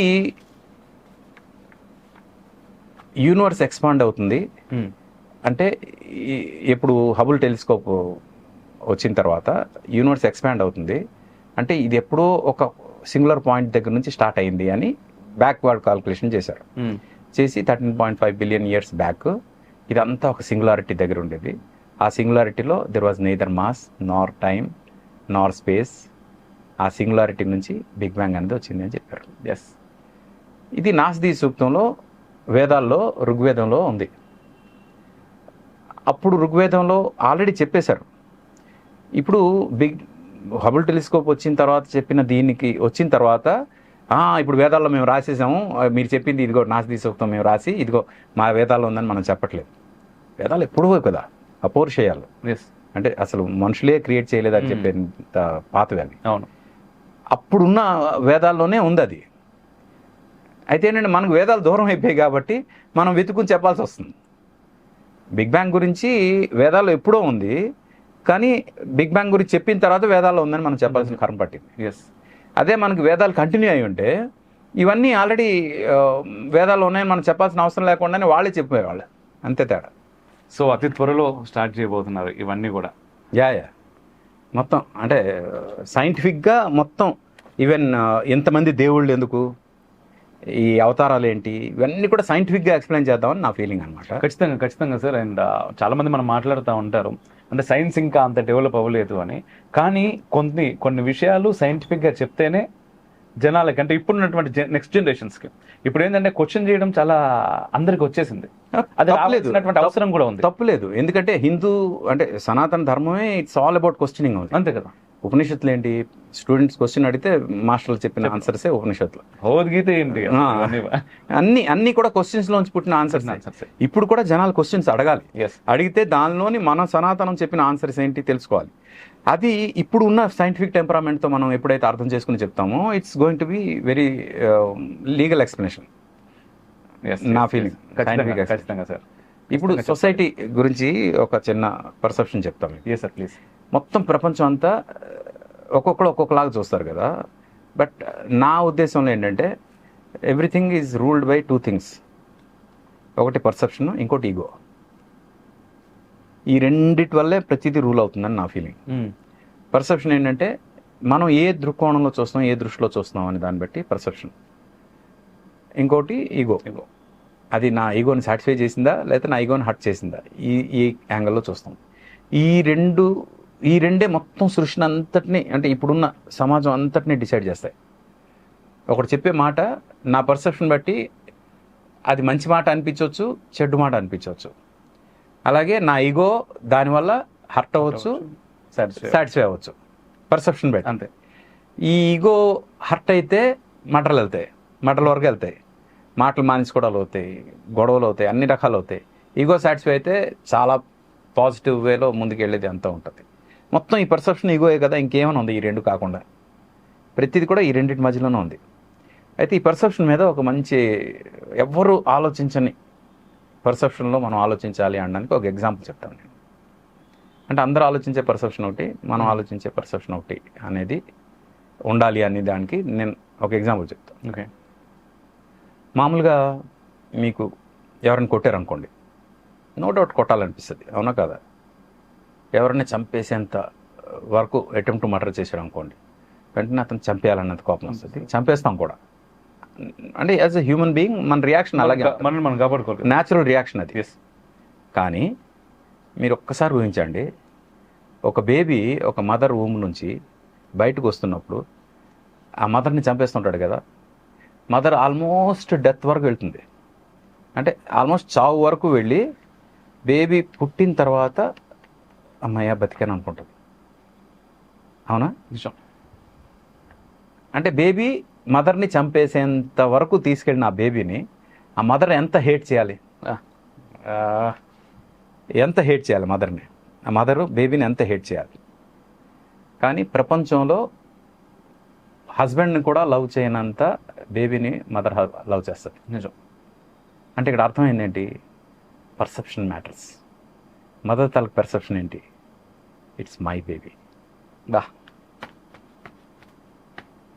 ఆ పర్సెప్షన్తో నన్ను చావు వరకు తీసుకెళ్ళినా సరే నా బేబీ ఇది. చాలామంది అంటారు వస్తూ ఏమీ తీసుకురాలేదు, వెళుతూ ఏమీ తీసుకెళ్ళవు అని. అది అబద్ధం. వస్తూ ఏమీ తీసుకురాలేదు, కానీ వెళ్ళినప్పుడు మనకంటూ ఏమైనా, అంటే మనం ఆస్తులు కొన్నాం, ఇది నాది ఇది నాది, అవేం తీసుకెళ్ళాం. కానీ మన ఉనికిని మాత్రం మన పిల్లల రూపంలో మనం ప్రపంచానికి ఉంచి వెళ్ళిపోతాం. వెళుతూ ఏం తీసుకెళ్ళలేదు కాదు, వెళుతూ మనం మన ఉనికిని ఉంచి వెళ్తాం. అందుకే పిల్లలంటే చాలా ఇష్టం ఉంటుంది పేరెంట్స్కి. అవును. ఎందుకు అంటే బికాస్ ఆఫ్ దిస్. ఇది అన్రిటన్ రూల్ అనమాట. అది ఇప్పుడు అంత ఇష్టం ఉన్న బేబీ, అంటే అంత చావు వరకు తీసుకెళ్ళిన బేబీని అంత ఇష్టంగా మదర్ చూసుకుంటుంది అంటే అది పర్సెప్షనే కాదు. ఆ పర్సెప్షన్ కనుక మనం అర్థం చేసుకోగలిగితే మన లైఫ్ చాలా బతుకుంటుంది. Yes sir, yes sir, yes sir. చాలా బాగుంది. నిజం, వాస్తవం, సత్యం. బాగుంది. అయితే ఇప్పుడు మీరు చెప్తున్నప్పుడు నాకు యాక్చువల్గా ఒక సినిమా గుర్తుకొచ్చింది. మళ్ళీ ఆ నలుగురు సినిమా గుర్తుకొచ్చింది. ఆ నలుగురిలో ఒక పాట గుర్తుకొచ్చింది సార్. ఒక్కసారి మీ ద్వారా బాలుగారిని మిస్ అవుతున్నాం. ఒక్కడై రావడం, ఒక్కడై పోవడం, నడుమై నాటకం విధిలీలా, వెంటయే బంధము రక్త సంబంధము, తోడుగా రాదుగా తుదివేళ, మరణమనేది ఖాయమని మిగిలెను కీర్తి కాయమని, నీ బరువు నీ పరువు మోసేది ఆ నలుగురు, ఆ నలుగురు, ఆ నలుగురు, ఆ నలుగురు. అసలు ఒక అద్భుతం సార్. అయితే ఈ పాట డెఫినెట్గా మంచి కదా. ఈ ఆ నలుగురు అంటే నాకు ఒక ఇన్సిడెంట్ గుర్తొస్తుంది. ప్లీజ్. నేను చిన్నప్పుడు జైపూర్, ఎక్కడైతే నేను చదువుకుంటానో ఆ ఊర్లో, రోజు మేము స్కూల్ నుంచి బయట టెంపుల్కి వెళ్ళి వస్తున్నా, ఎక్కడికి వెళ్తున్నా, ఒక వీధి మీదుగా వెళ్ళేవాళ్ళం. అక్కడ ఒక అతను బయట కూర్చునేవాడు. ఆయన ఎవరు పలకరించేవాడు కాదు, ఆయన ఎవరిని పలకరించేవాడు కాదు, అలా కూర్చునేవాడు అంతే. ఒక 65-70 ఇయర్స్ ఉంటాయి ఆయనకి. మేము రోజు వెళ్తుంటాం వస్తుంటాం చూసేవాళ్ళం. సడన్గా ఒకరోజు ఆయన చనిపోయాడు. చనిపోతే లిటరల్గా ఆ నలుగురే ఆయన డెడ్ బాడీ మోసుకుని వెళ్తున్నారు. యూజువల్గా డెడ్ బాడీ అంటే చాలామంది ఉండాలి వెనక, కానీ నలుగురే తీసుకుని వెళ్ళిపోతున్నారు ఆయన బాడీని. ఎందుకు తీసుకెళ్తున్నారంటే ఆ బాడీ అక్కడే ఉంటే కుళ్ళిపోద్ది కాబట్టి. నాకు ఆ రోజు ఆ బాడీ అలా వెళ్ళిపోతుంటే, చిన్నోడు నేను చూసి అనిపించింది, ఏం సాధించాడు ఈయన లైఫ్లో. ఈయన బాడీ వెనుక ఒక మనిషిని కూడా తీసుకెళ్ళలేకపోతున్నారు. అంటే చివరిలో ఒక ఎక్స్ట్రా మనిషి కూడా ఆయన బాడీ వెనుక నడవట్లేదు. ఆయన ఏం సాధించాడు లైఫ్లో అనిపించినప్పుడు, అప్పుడు టీవీ లేవు. నా లైఫ్ ఇలా ఉండకూడదు. ఇలాంటి సిచ్యువేషన్ నాకు వచ్చిన రోజు అది పేపర్లో పెద్ద న్యూస్ అవ్వాలి అని ఆ రోజు అనిపించింది నాకు. అది అంటే ఆ క్షణంలో నాకు వచ్చిన reaction maybe that draw me till here, అది వేరే విషయం. బట్ ఇప్పుడు నా పర్సెప్షన్ చెప్తా. అతను ఎందుకు పుట్టాడబ్బా అసలు అనే ఒక క్వశ్చన్ మార్క్ నాకు వచ్చింది కదా. నాలో ఆ క్వశ్చన్ మార్క్ క్రియేట్ చేయడానికి ఆయన పుట్టాడేమో.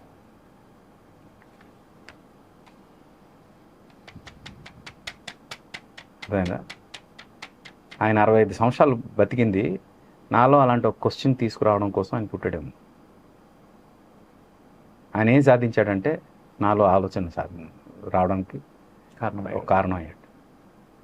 I would like to thank him. బాగుంది. యాక్చువల్గా మీతో మాట్లాడుతుంటే నాకు ఒక మహర్షితో మాట్లాడుతున్నట్టుగా అనిపిస్తుంది సార్.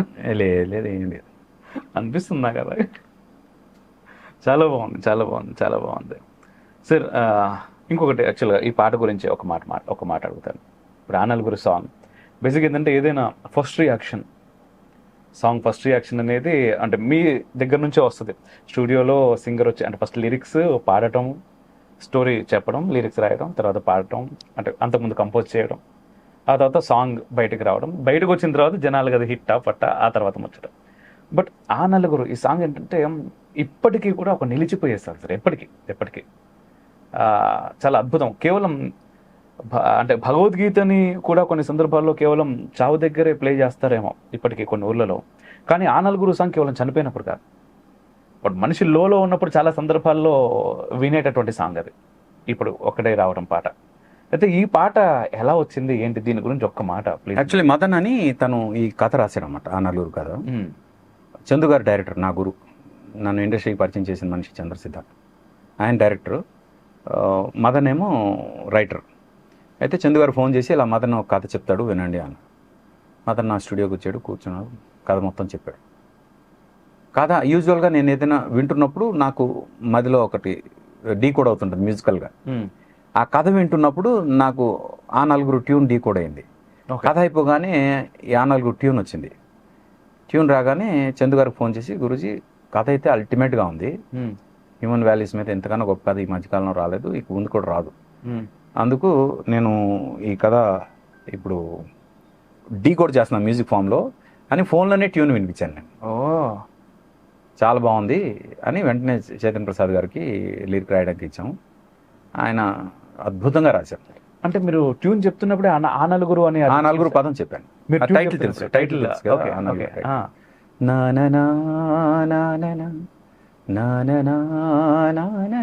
అలా ట్యూన్ చెప్పాను.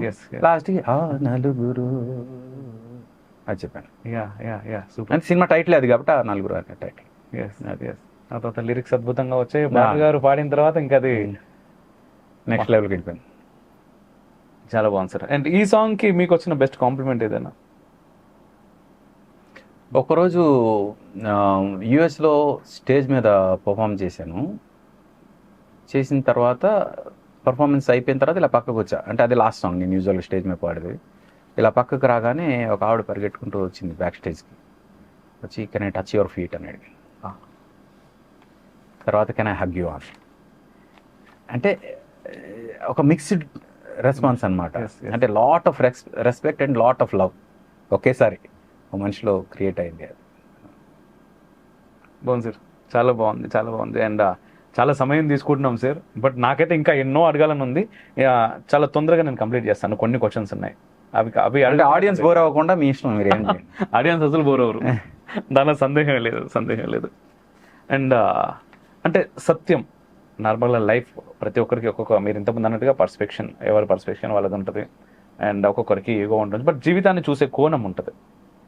మిమ్మల్ని ఎవరైనా వచ్చారు మన వాళ్ళే, లేదా నేనే అడుగుతాను, జీవితాన్ని ఎలా చూడవచ్చు సార్ అని మీరేం చెప్తారు? ఎవరి జీవితం వాళ్ళది. నాలాగా మీరు బతకొద్దు, మీలాగా మీరు బతకండి అని చెప్తారు ఫస్ట్ థింగ్. ఇంకోటి అందరూ చెప్పేదే, but it's very important thing ఏంటంటే, నిన్న మంది కాదు, పోయిన క్షణం మంది కాదు, వెళ్ళిపోయింది కాబట్టి రాబోయే క్షణం మనకు తెలియదు. అందుకు ఈ క్షణం బతుకుతాం. మామూలుగా మెడిటేషన్ చేస్తారు జనం. మెడిటేషన్ ఎంత చేసినా సరే మీరు పాజిటివ్గా లేకపోతే ఆ మెడిటేషన్ ఎందుకు పనికిరాదు. మెడిటేషన్ ఎందుకు చేస్తాం? మనల్ని పాజిటివ్ చేసుకోవడం, మనల్ని ఎనర్జైజ్ చేసుకోవడం, మనల్ని మనం పాజిటివ్గా చేసుకోవడం. మెడిటేషన్ ఇలా అయిపోగానే మళ్ళీ నెగిటివ్ పనుల మీదకి వెళ్ళిపోయాం అనుకోండి, వెళ్ళిపోతే ఆ మెడిటేషన్ తనకి ఇంపాక్ట్ ఏముండదు. నేనేమంటానంటే డూ కాన్షియస్ మెడిటేషన్. అంటే పావుగంట మెడిటేషన్ కూర్చొని చేసాము అది కాదు, కాన్షియస్గా మెడిటేట్ చేయండి. అంటే ఏంటి? ఈ క్షణం, పోయిన క్షణం మనది కాదు, రాబోయే క్షణం మనకు తెలియదు. ఈ క్షణంలో పాజిటివ్గా బతకండి. అలా ప్రతి క్షణం పాజిటివ్గా ఉన్నారు అనుకోండి, that's the biggest meditation you can live. శత్రువు కూడా బాగుండాలని కోరుకోండి. నేనైతే అదే అదే ఇప్పుడు నేను నెక్స్ట్ అడిగే పోయే ప్రశ్నకు సమాధానం చెప్పారు. ఇప్పుడు పాజిటివ్ అనగానే మరి పాజిటివ్ అంటే ఏంటి, నెగిటివ్ అంటే ఏంటి సార్ అని అనగానే పాజిటివ్ అంటే ఏంటో చెప్పేశారు. అయిపోయింది సార్. ఇంకొకటి బాధ్యత గురించి, అంటే ఒక సినిమాలో డైలాగ్ కూడా ఉంది, బాధ్యతగా బ్రతకాలి సమాజం అంటే నాకు బాధ్యత, సంథింగ్ లైక్ అట్లాంటిది. బాధ్యతగా బ్రతకాల్సినటువంటి అవసరం ఖచ్చితంగా ఉంది సమాజంలో, కానీ ఎంత మేర ఎవరు? You are born for a reason. ప్రతి ఒక్కరు ఒక రీజన్ కోసమే పుడతారు, ఒక రీజన్ కోసమే బతుకుతారు. ఆ రీజన్ ఏంటి తెలుసుకుని బతికితే చాలా మంచిది. ఎందుకంటే బాడీకి ఒక స్పాన్ ఉంది, లైఫ్ స్పాన్ ఉంది, కానీ మన పేరుకి లైఫ్ స్పాన్ ఉండకూడదు అని నా ఫీలింగ్. ఇప్పుడు ఆర్పి పట్నాయక్ అనే పేరు ఉంది కదా, ఈ బాడీ వదిలేసిన తర్వాత కూడా ఈ పేరు బతికి ఉండాలి. దానికోసం ఏం చేయాలి అనేది ప్రతి ఒక్కరు ఆలోచిస్తే అదే జీవితం. అంటే దట్స్ వాట్ బాధ్యత. మన ఈ ఎర్త్కి వచ్చిన బాధ్యత అదే. మనం చనిపోయిన తర్వాత కూడా మనం బతికి ఉండాలి. ఓకే ఓకే, అది రైట్ సార్. అండ్ ఫైనల్గా సార్, కొంతమంది పేర్లు అవి చెప్తాను, కొన్ని సంబంధించినవి, దాన్ని మీరు డిస్క్రైబ్ చేయాలి అంటే మీ ఉద్దేశంలో. నాకు చాలా మంది తెలియదు, బట్ చూద్దాం. తెలియకపోతే వదిలేద్దాం, స్కిప్ చేయవచ్చు కూడా. నరేంద్ర మోదీ గారు వెరీ డైనమిక్ లీడర్, డెఫినెట్గా స్ట్రాంగ్ అండ్ డైనమిక్. చిరంజీవి గారు very down to earth. Trivikram Srinivas గారు మై బెస్ట్ ఫ్రెండ్. ఇక్కడ దాకా ఆపాను సార్, వారిని ఎక్కడో స్టార్టింగ్ లో అడగాలి, ఇక్కడ దాకా ఇక్కడ అడిగాం. సో ఇంకో 2 మాటలు చెప్పమంటే, ఏదైనా అసలు మీరు మర్చిపోలేని ఏదైనా ఎక్స్పీరియన్స్ ఉంది వారితో పాటుగా మీ లైఫ్ లో అంటే ఏం చెప్తారు? నాకు ఇప్పటివరకు ఏరా అని పిలిచేది మొత్తం ఇండస్ట్రీలో ఇద్దరు, ఒకటి త్రివిక్రమ్ శ్రీను, ఇంకోటి సునీల్ గారు, అంతే. అండ్ మేము అంత క్లోజ్ మీకు తెలుస్తుంది, అంతే. ఇంకెవరు నాకు ఏరా అని పిలవరు. Yes sir. గోమాత ఒక సనాతనిగా, ఒక సనాతన ధర్మంలో పుట్టిన మనిషిగా, ఇట్స్ మై మదర్ తర్వాత మదర్. సైంటిఫిక్గా చెప్పమంటే అవన్నీ నేను తర్వాత చెప్తాను. ఓకే సార్, ఛానల్ మీరు సబ్స్క్రైబ్ చేసుకోండి, ఇక్కడ కూడా నేను ప్రమోట్ చేస్తున్నా. Bhagavad Gita is the essence of everything. అది ఒక్కసారి తెలిస్తే చాలు. ఇంకోటి, భగవద్గీతలో ప్రాబ్లం ఏంటంటే వినే ప్రతిసారి ఏదో కొత్త విషయం తెలుస్తూనే కదా. మీరు 100 సార్లు వినండి, 100 సార్లు 100 కొత్త విషయం. నిజం సార్, ఇప్పటికీ నాకు ఏదో ఒకటి కొత్త తెలుస్తూనే ఉంది ప్రతిసారి. నిజం. నేను చేసిందే నేను ఇప్పుడు 200-300 సార్లు వినుంటాను. విన్న ప్రతిసారి నాకు ఇంకేదో కొత్తది తెలుస్తూనే ఉంటాయి. ఎక్స్పీరియన్స్ ధర్మం, మన సనాతన ధర్మం ఎక్స్పీరియన్స్ చేస్తే తప్ప అర్థం కాదు అంటే ఇదే. ఏదో చెప్తే అర్థం కాదు, ఎక్స్పీరియన్స్ చేయాలి. సరే, కృష్ణ, లార్డ్ కృష్ణుడి గురించి. జగద్గురు. రామ, ధర్మం. హనుమ, గ్రేటెస్ట్. ఎలా చెప్పాలి, హనుమంతుడు అంటే చాలా ఇష్టం నాకు. అంటే you fall in love with someone అనేది, అంటే ఫ్రెండ్షిప్ చేసుకోవాలన్నంత ప్రేమ ఉండే క్యారెక్టర్ హనుమంతుడు. బాగుంది. అండ్ రాజకీయం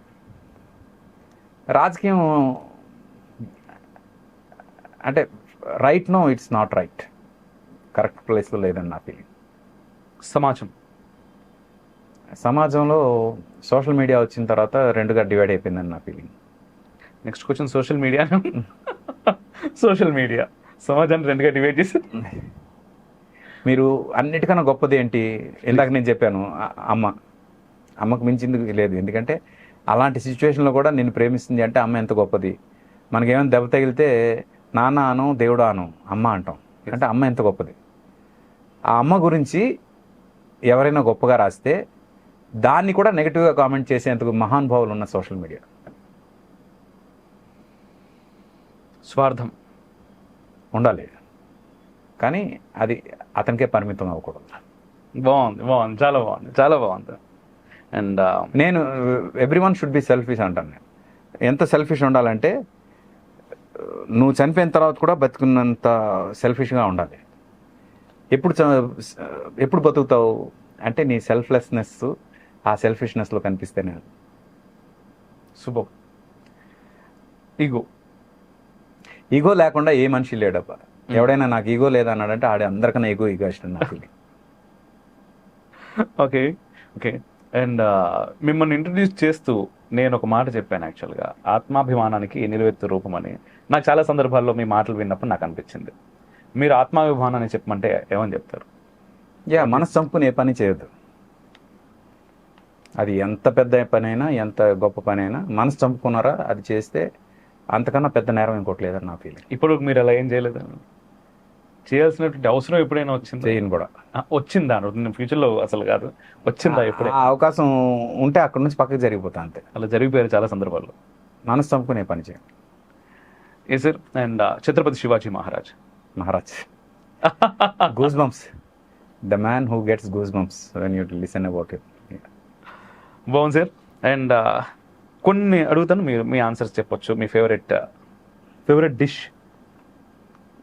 ఇప్పుడు ఏమి లేదు ప్రత్యేకంగా, ఏమి డిష్ అని ఏమీ లేదు ఫ్రాంక్గా.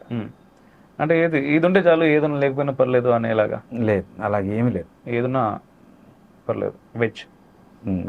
Yes, veg. ఓకే. బాగా నచ్చిన రాజకీయ నాయకుడు? ఫ్రాంక్గా ఎవరు లేరు. అంటే మొదటి నుంచి చెప్పండి.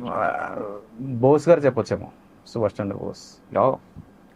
ఫేవరెట్ డైరెక్టర్ నాకు అంటే ఒక్కొక్క టైంలో ఒక్కొక్కరు ఉన్నారు. విశ్వనాథ్ గారు, బాపు గారు, మణిరత్నం గారు, అలా. ఇప్పుడు ప్రజెంట్ ఉన్న వాళ్ళు కమర్షియల్గా రాజమౌళి ఇష్టం. ఓకే. సంజయ్ లీలా బన్సాలి ఇష్టం. అంటే ఈ డైరెక్టర్స్ కోసం సినిమాలు చూడాలి అనే ఫీలింగ్ వచ్చే directors. Okay okay. And music director? ఇప్పుడున్న వాళ్ళు దేవి అంటే చాలా ఇష్టం. ఓకే. లైఫ్ టైం ఇళయరాజా గారు అంటే చాలా ఇష్టం. ఆర్డి బర్మన్ అంటే చాలా ఇష్టం. సూపర్. తర్వాత రెహమాన్. ఇళయరాజా గారికి ఏదైనా చిన్నగా హమ్ చేయమంటే ఏమైనా చేస్తారా? ఆల్రెడీ మీరు దీనికి లాస్ట్కి వచ్చారు, ఇప్పుడు మళ్ళీ హమ్మింగ్ లేదు. ఒక చిన్నగా ఒక 2 లైన్స్ అంతే. చిరుగాలి వీచనే చిగురాసరేపెనే వెదురంటి మనసులో రాగం వేణూదెనే మేఘం మురిసి పాడెనే. మీరే పాడారు సార్. అండ్ బాగా నచ్చిన హీరో? చిన్నప్పుడు ఫస్ట్ ఎన్టీఆర్, తర్వాత చిరంజీవి. Ever green Amitabh Bachchan. బాగుంది. హీరోయిన్ అంటే నా బాగా ఇష్టమైన ఆర్టిస్టులు 2 ఉన్నారు. సూర్యకాంతం, కోట శ్రీనివాసరావు. అందరు హీరోలు అందరికన్నా పైన వాళ్ళిద్దరు. సూర్యకాంతం అంటే చాలా ఇష్టం, కోట శ్రీనివాసరావు అంటే చాలా ఇష్టం. Okay okay. బాగుంది. వాళ్ళకి చెప్పారు సార్ ఎప్పుడైనా మీరంటే బాగా ఇష్టం మాకు అని? మీరు డైరెక్ట్ సూర్యకాంతం గారిని ఎప్పుడు కలవలేదు, నేను ఇండస్ట్రీకి వచ్చారు కాబట్టి. కోట గారికి చెప్పాను. కోట గారు వారి ఎక్స్ప్రెషన్ ఏంటి? ఆయనకి చాలా మంది చెప్పుకుంటారు. ఓకే. అండ్ నాది జెన్యున్ జనరల్ ఎక్స్ప్రెషన్, నాదేదో యూనిక్ ఎక్స్ప్రెషన్ కాదు అది. ఓకే. మీ గురువు గారి గురించి చెప్పమంటే ఎవరు, అండ్ వారి గురించి చెప్పమంటే ఇప్పుడు ఏం చెప్తారు? అంటే ఒక్కొక్క ఫేజ్లో ఒక్కొక్కరు ఉన్నారేమో. సినిమాల్లో వచ్చేసరికి ఏం చేయాలి ఏం చేయకూడదు అని నేర్పించింది మాత్రం తేజ గారు. ఇది చేయొద్దు అని ఖచ్చితంగా నేర్పించింది తేజ గారు. ఆ రకంగా I can treat him as my guru. అంటే చేయొద్దు అన్నప్పుడు ఆటోమేటిక్ మళ్ళీ క్వశ్చన్ వస్తుంది, ఏం చేయొద్దు అన్నారు సార్ అంతగానం గట్టిగా? చాలా ఉంటాయి కదా. అంటే ఇప్పుడు కొన్ని సినిమాలు ఏదైనా ఒకటి, కొన్ని సినిమాలు వస్తాయి ఈ సినిమా చేయకూడదు, మనం టెంప్ట్ అయిపోయి ఈ సినిమా చేయాలనుకుంటాం, కానీ ఆ సినిమా ఎందుకు చేయకూడదు అనేది కూడా మనకు తెలియాలి. అలా నేను వదిలేసిన సినిమాలు చాలా ఉంటాయి. Yes yes. అండ్ శ్లోకం ఏదైనా మీ ద్వారా మేము వినాలనుకుంటే మీకు బాగా నచ్చింది మా కోసం? ఇంకా చాలా కష్టం అది చెప్పడం. ఓకే. ఎందుకంటే సంస్కృతంలో ఒక ఎక్స్పర్టీజ్ రాకుండా చెప్పకూడదని నా ఫీలింగ్. Okay okay. ఎందుకంటే ఒక అక్షరం దీర్ఘం మారితే అర్థం మారిపోతుంది. చాలా మందికి ఆ విషయం తెలియదు. ఇప్పుడు 3,000,000 దేవతలు అంటారు, కోటి అనగానే కోటి అనుకొని తీసేసుకొని 33 కోట్ల దేవతలు మీకు అంటారు. కానీ అక్కడ 3,000,000, ఆ కోటి ఏంటి, క్వాలిటీస్ సంబంధించిన ఇవి అవి. దీనిలోనే చాలా మారిపోద్ది కదా. 33 మంది గురించి చెప్పిన అది అది 33 కోట్లకి వెళ్ళిపోయింది. అలాంటి మిస్కన్సెప్షన్ చాలా వస్తుంది కాబట్టి చాలా వస్తున్నాయి యాక్చువల్గా. ఇది ప్రాబ్లం ఉంది సార్. సంస్కృతం తెలియకపోవడం ఒకటి, సగం సగం తెలియడం ఒకటి. అదే మనకి దూరం చేయడం వల్ల ఇవన్నీ జరుగుతున్నాయి. అండ్ మన వాంగ్మయాన్ని తీసుకెళ్లి వాళ్ళకు వచ్చిన సంస్కృతంలో వాళ్ళు దాన్ని మార్చి మనకు అప్పచెప్పి అదే మనం నిజం అనుకుని చదివి చాలా తలతిక్క చాలా జరిగాయి. Okay sir, and my best friend ఎవరు అండ్ వారి గురించి? అంటే రామ్ధన్ అని తను ఇక్కడే ఉంటాడు హైదరాబాద్లో. ఓకే. తర్వాత యుఎస్లో నందన్న, వీళ్ళిద్దరు నాకు చాలా ఇష్టం. ఓకే. చిన్నప్పుడు మీరు స్కూల్లో చదువుకున్నప్పుడు ఎవరైనా అంటే మీ ఫ్యూచర్ ఎవరైనా గెస్ట్ చేశారా? అంటే అప్పుడు పాడేవారు కదా, మీరు బాగా పాడేవారు అది ఇది అన్నప్పుడు పక్క నుంచి ఏంటంటే ఒక ఎంకరేజ్మెంట్ ఉంటుంది, ఎవరు నాకు కొడతా ఉంటారు. పేరు గుర్తులేదు కానీ ఒక అమ్మాయి నేను ఆంధ్ర యూనివర్సిటీలో ఉన్నప్పుడు నా ఆటోగ్రాఫ్ తీసుకుంది. ఆంధ్ర యూనివర్సిటీలో ఉన్నప్పుడు. ఓకే. అమ్మాయి పేరు గుర్తులేదు, నాకు సీనియర్ అనుకుంటా.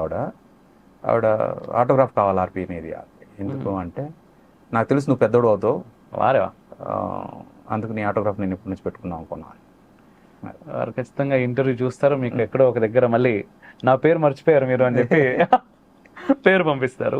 అండ్ ఫైనల్గా సార్, ఫైనల్గా మీ కుటుంబం గురించి, అమ్మ నాన్న మేడం పాప వీళ్ళ గురించి చెప్పమంటే ఏం చెప్తారు? మేము జాయింట్ ఫ్యామిలీ, అందరం కలిసే ఉంటాం. నాన్నగారు లేరు, అమ్మగారు ఉన్నారు, 3 బ్రదర్స్, నేను నెంబర్ 2, నెంబర్ 1 అన్నయ్య, అన్నయ్యకి 2 పాపలు, వాళ్ళిద్దరికి పెళ్ళిళ్ళు అయిపోయి, తమ్ముడికి ఒక బాబు ఉన్నాడు. మొత్తం అందరం కలిసే ఉంటాం. ఒకే కిచెన్. Great great great. అన్నయ్య డైరెక్షన్ చేస్తాడు, తమ్ముడు సౌండ్ ఇంజనీర్. నా పాటలన్నీ వింటున్నారు కదా, అవన్నీ అందరూ ఇండస్ట్రీ తను రికార్డ్ చేసేవి. అందరం కలిసే ఉంటాం. Great great sir. అండ్ భారతదేశం గురించి చెప్పమంటే ఏం చెప్తారు? అంటే భారతీయుడిగా నేను చాలా ప్రౌడ్గా ఫీల్ అవుతున్నాను. అంటే ఇక్కడున్నన్ని కల్చర్స్ కానీ, ఇక్కడున్నన్ని డైవర్సిఫికేషన్లో యూనిటీ కానీ ప్రపంచంలో ఎక్కడా ఉండదని నా ఫీలింగ్. మనకున్న ఒకే ఒక ప్రాబ్లం ఏదైనా ఉంటే డెన్సిటీ, పాపులేషన్ కాదు. చాలామంది పాపులేషన్ ప్రాబ్లం అనుకుంటారు, డెన్సిటీ ప్రాబ్లం అని. ఆ డెన్సిటీ ప్రాబ్లం వల్ల కొన్ని మనకి ప్రాబ్లమ్స్ ఉన్నాయి. డెన్సిటీ ప్రాబ్లం వల్ల ఏమొస్తుందంటే క్యూని షార్ట్ కట్ చేయాలనుకుంటాం. డెన్సిటీ ఎక్కువ ఉంటే క్యూ పెద్దది అవుతుంది. క్యూ పెద్దదైనప్పుడు క్యూని షార్ట్ కట్ చేయాలనుకుంటారు ప్రతి ఒక్కరు. ఆ షార్ట్ కట్ ప్రాసెస్ స్టార్ట్ అయినప్పుడు కరప్షన్ స్టార్ట్ అవుతుంది. ఆ కరప్షన్ రావడానికి మెయిన్ కారణం డెన్సిటీ. ఆ డెన్సిటీని మనం కరెక్ట్గా హ్యాండిల్ చేయగలిగితే, అదొక్కటే ప్రాబ్లం మన కంట్రీకి. అదొక్కటి కరెక్ట్గా హ్యాండిల్ చేయగలిగితే నాకు తెలిసి ప్రపంచంలో ఇంతకన్నా గొప్ప ప్లేస్ ఇంకోటి లేదు. ఓకే. అండ్ సనాతన ధర్మం గురించి చెప్పమంటే ఏం చెప్తారు? అంటే it's a way of life, it's the way you have to live. ధర్మం అన్నాం కదా, ధర్మం అనేది మనం ఎలా పాటించాలి అని చెప్పేది సనాతనం. అది వచ్చినప్పుడు పక్కన వేరే మతాలు ఏవి లేవు కాబట్టి దానికి పేరు కూడా లేదు, దానికంటూ పేరు కూడా లేదు. మనం ఇవ్వాల్సి వచ్చింది సనాతన ధర్మం, హిందూ ధర్మం ఇలా పేరు ఇవ్వాల్సి వచ్చింది. ఎందుకంటే పక్కన పిలవడానికి ఎవరు లేనప్పుడు, ఒకే మనిషి కనిపిస్తున్నప్పుడు వాళ్ళకి పేరు అవసరం లేదు. పక్కన ఇంకో మనిషి ఉన్నప్పుడు ఇద్దరికి పేరు పెట్టాల్సి వస్తుంది. వేరే మతాలు వచ్చినందువల్ల దీనికి పేరు వచ్చింది తప్పితే దీనికి పేరు కూడా అవసరం లేదు. This is how you have to live అని చెప్పేది సనాతన్. సార్ చాలా చాలా చాలా బాగుంది సార్ మీతో ఇంటర్వ్యూ. అండ్ ఇంకా ఎన్నో అడగాలని ఉంది కానీ ఇప్పటికి చాలా సమయం తీసుకున్నాం. అవును, ఎక్కువ సమయం అయిపోయింది. ఆల్రెడీ ఆడియన్స్ బోర్ అయిపోయి సగంలోనే. ఆడియన్స్ అస్సలు బోర్ అవ్వరు, చూడండి మీరు. ఆడియన్స్ అస్సలు బోర్ అవ్వరు. దీని కామెంట్స్ చూడండి అండ్ వ్యూయర్షిప్ కూడా చూడండి. చాలా అద్భుతం అసలు. నాకు తెలియని ఆర్పి గారిని నేనే చూశాను అండ్ వాళ్ళు కూడా చాలా మంది చూస్తారు. అంటే ఇలాంటి దగ్గరికి వచ్చినప్పుడే ఇవన్నీ ఓపెన్ అవుతాం. అయ్యో వేరే చోట అవ్వలేము. చాలా పెద్ద మాట నిజంగా. మీలాంటి వాళ్ళ దగ్గరే ఓపెన్ అవ్వగలం ఇవన్నీ. సరే.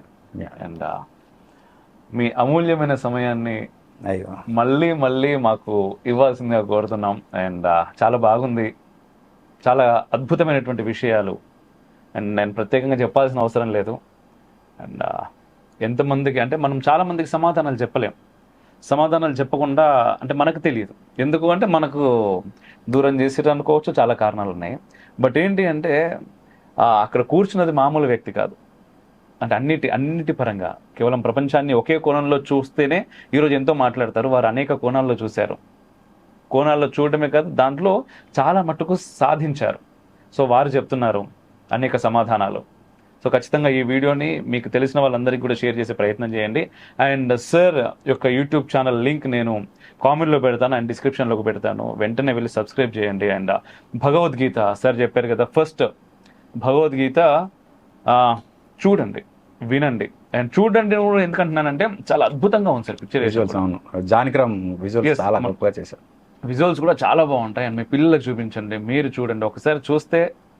ఒక్కసారి చూస్తే తనివి తీరేది కాదు గీత ఎప్పుడు కూడా. అండ్ సార్ అంటున్నారు కదా, ఎన్నిసార్లు వింటే అన్నిసార్లు మనకు కొత్త సమాధానాలు దొరుకుతాయి మన లైఫ్ ఎక్స్పీరియన్స్ని బట్టి. సో ఆ ప్రయత్నం చేయండి. అండ్ సార్ చాలా చాలా చాలా థ్యాంక్ యూ. మళ్ళీ రామాయణం అయిన తర్వాత విల్ మీట్ అగైన్. ఖచ్చితంగా సూపర్. రామాయణం అయిపోయినాక ఫస్ట్ ఇక్కడే. Yes thank you sir. Thank you very much. Had a great time. బాగుంది, చాలా బాగుంది సార్. Thank you.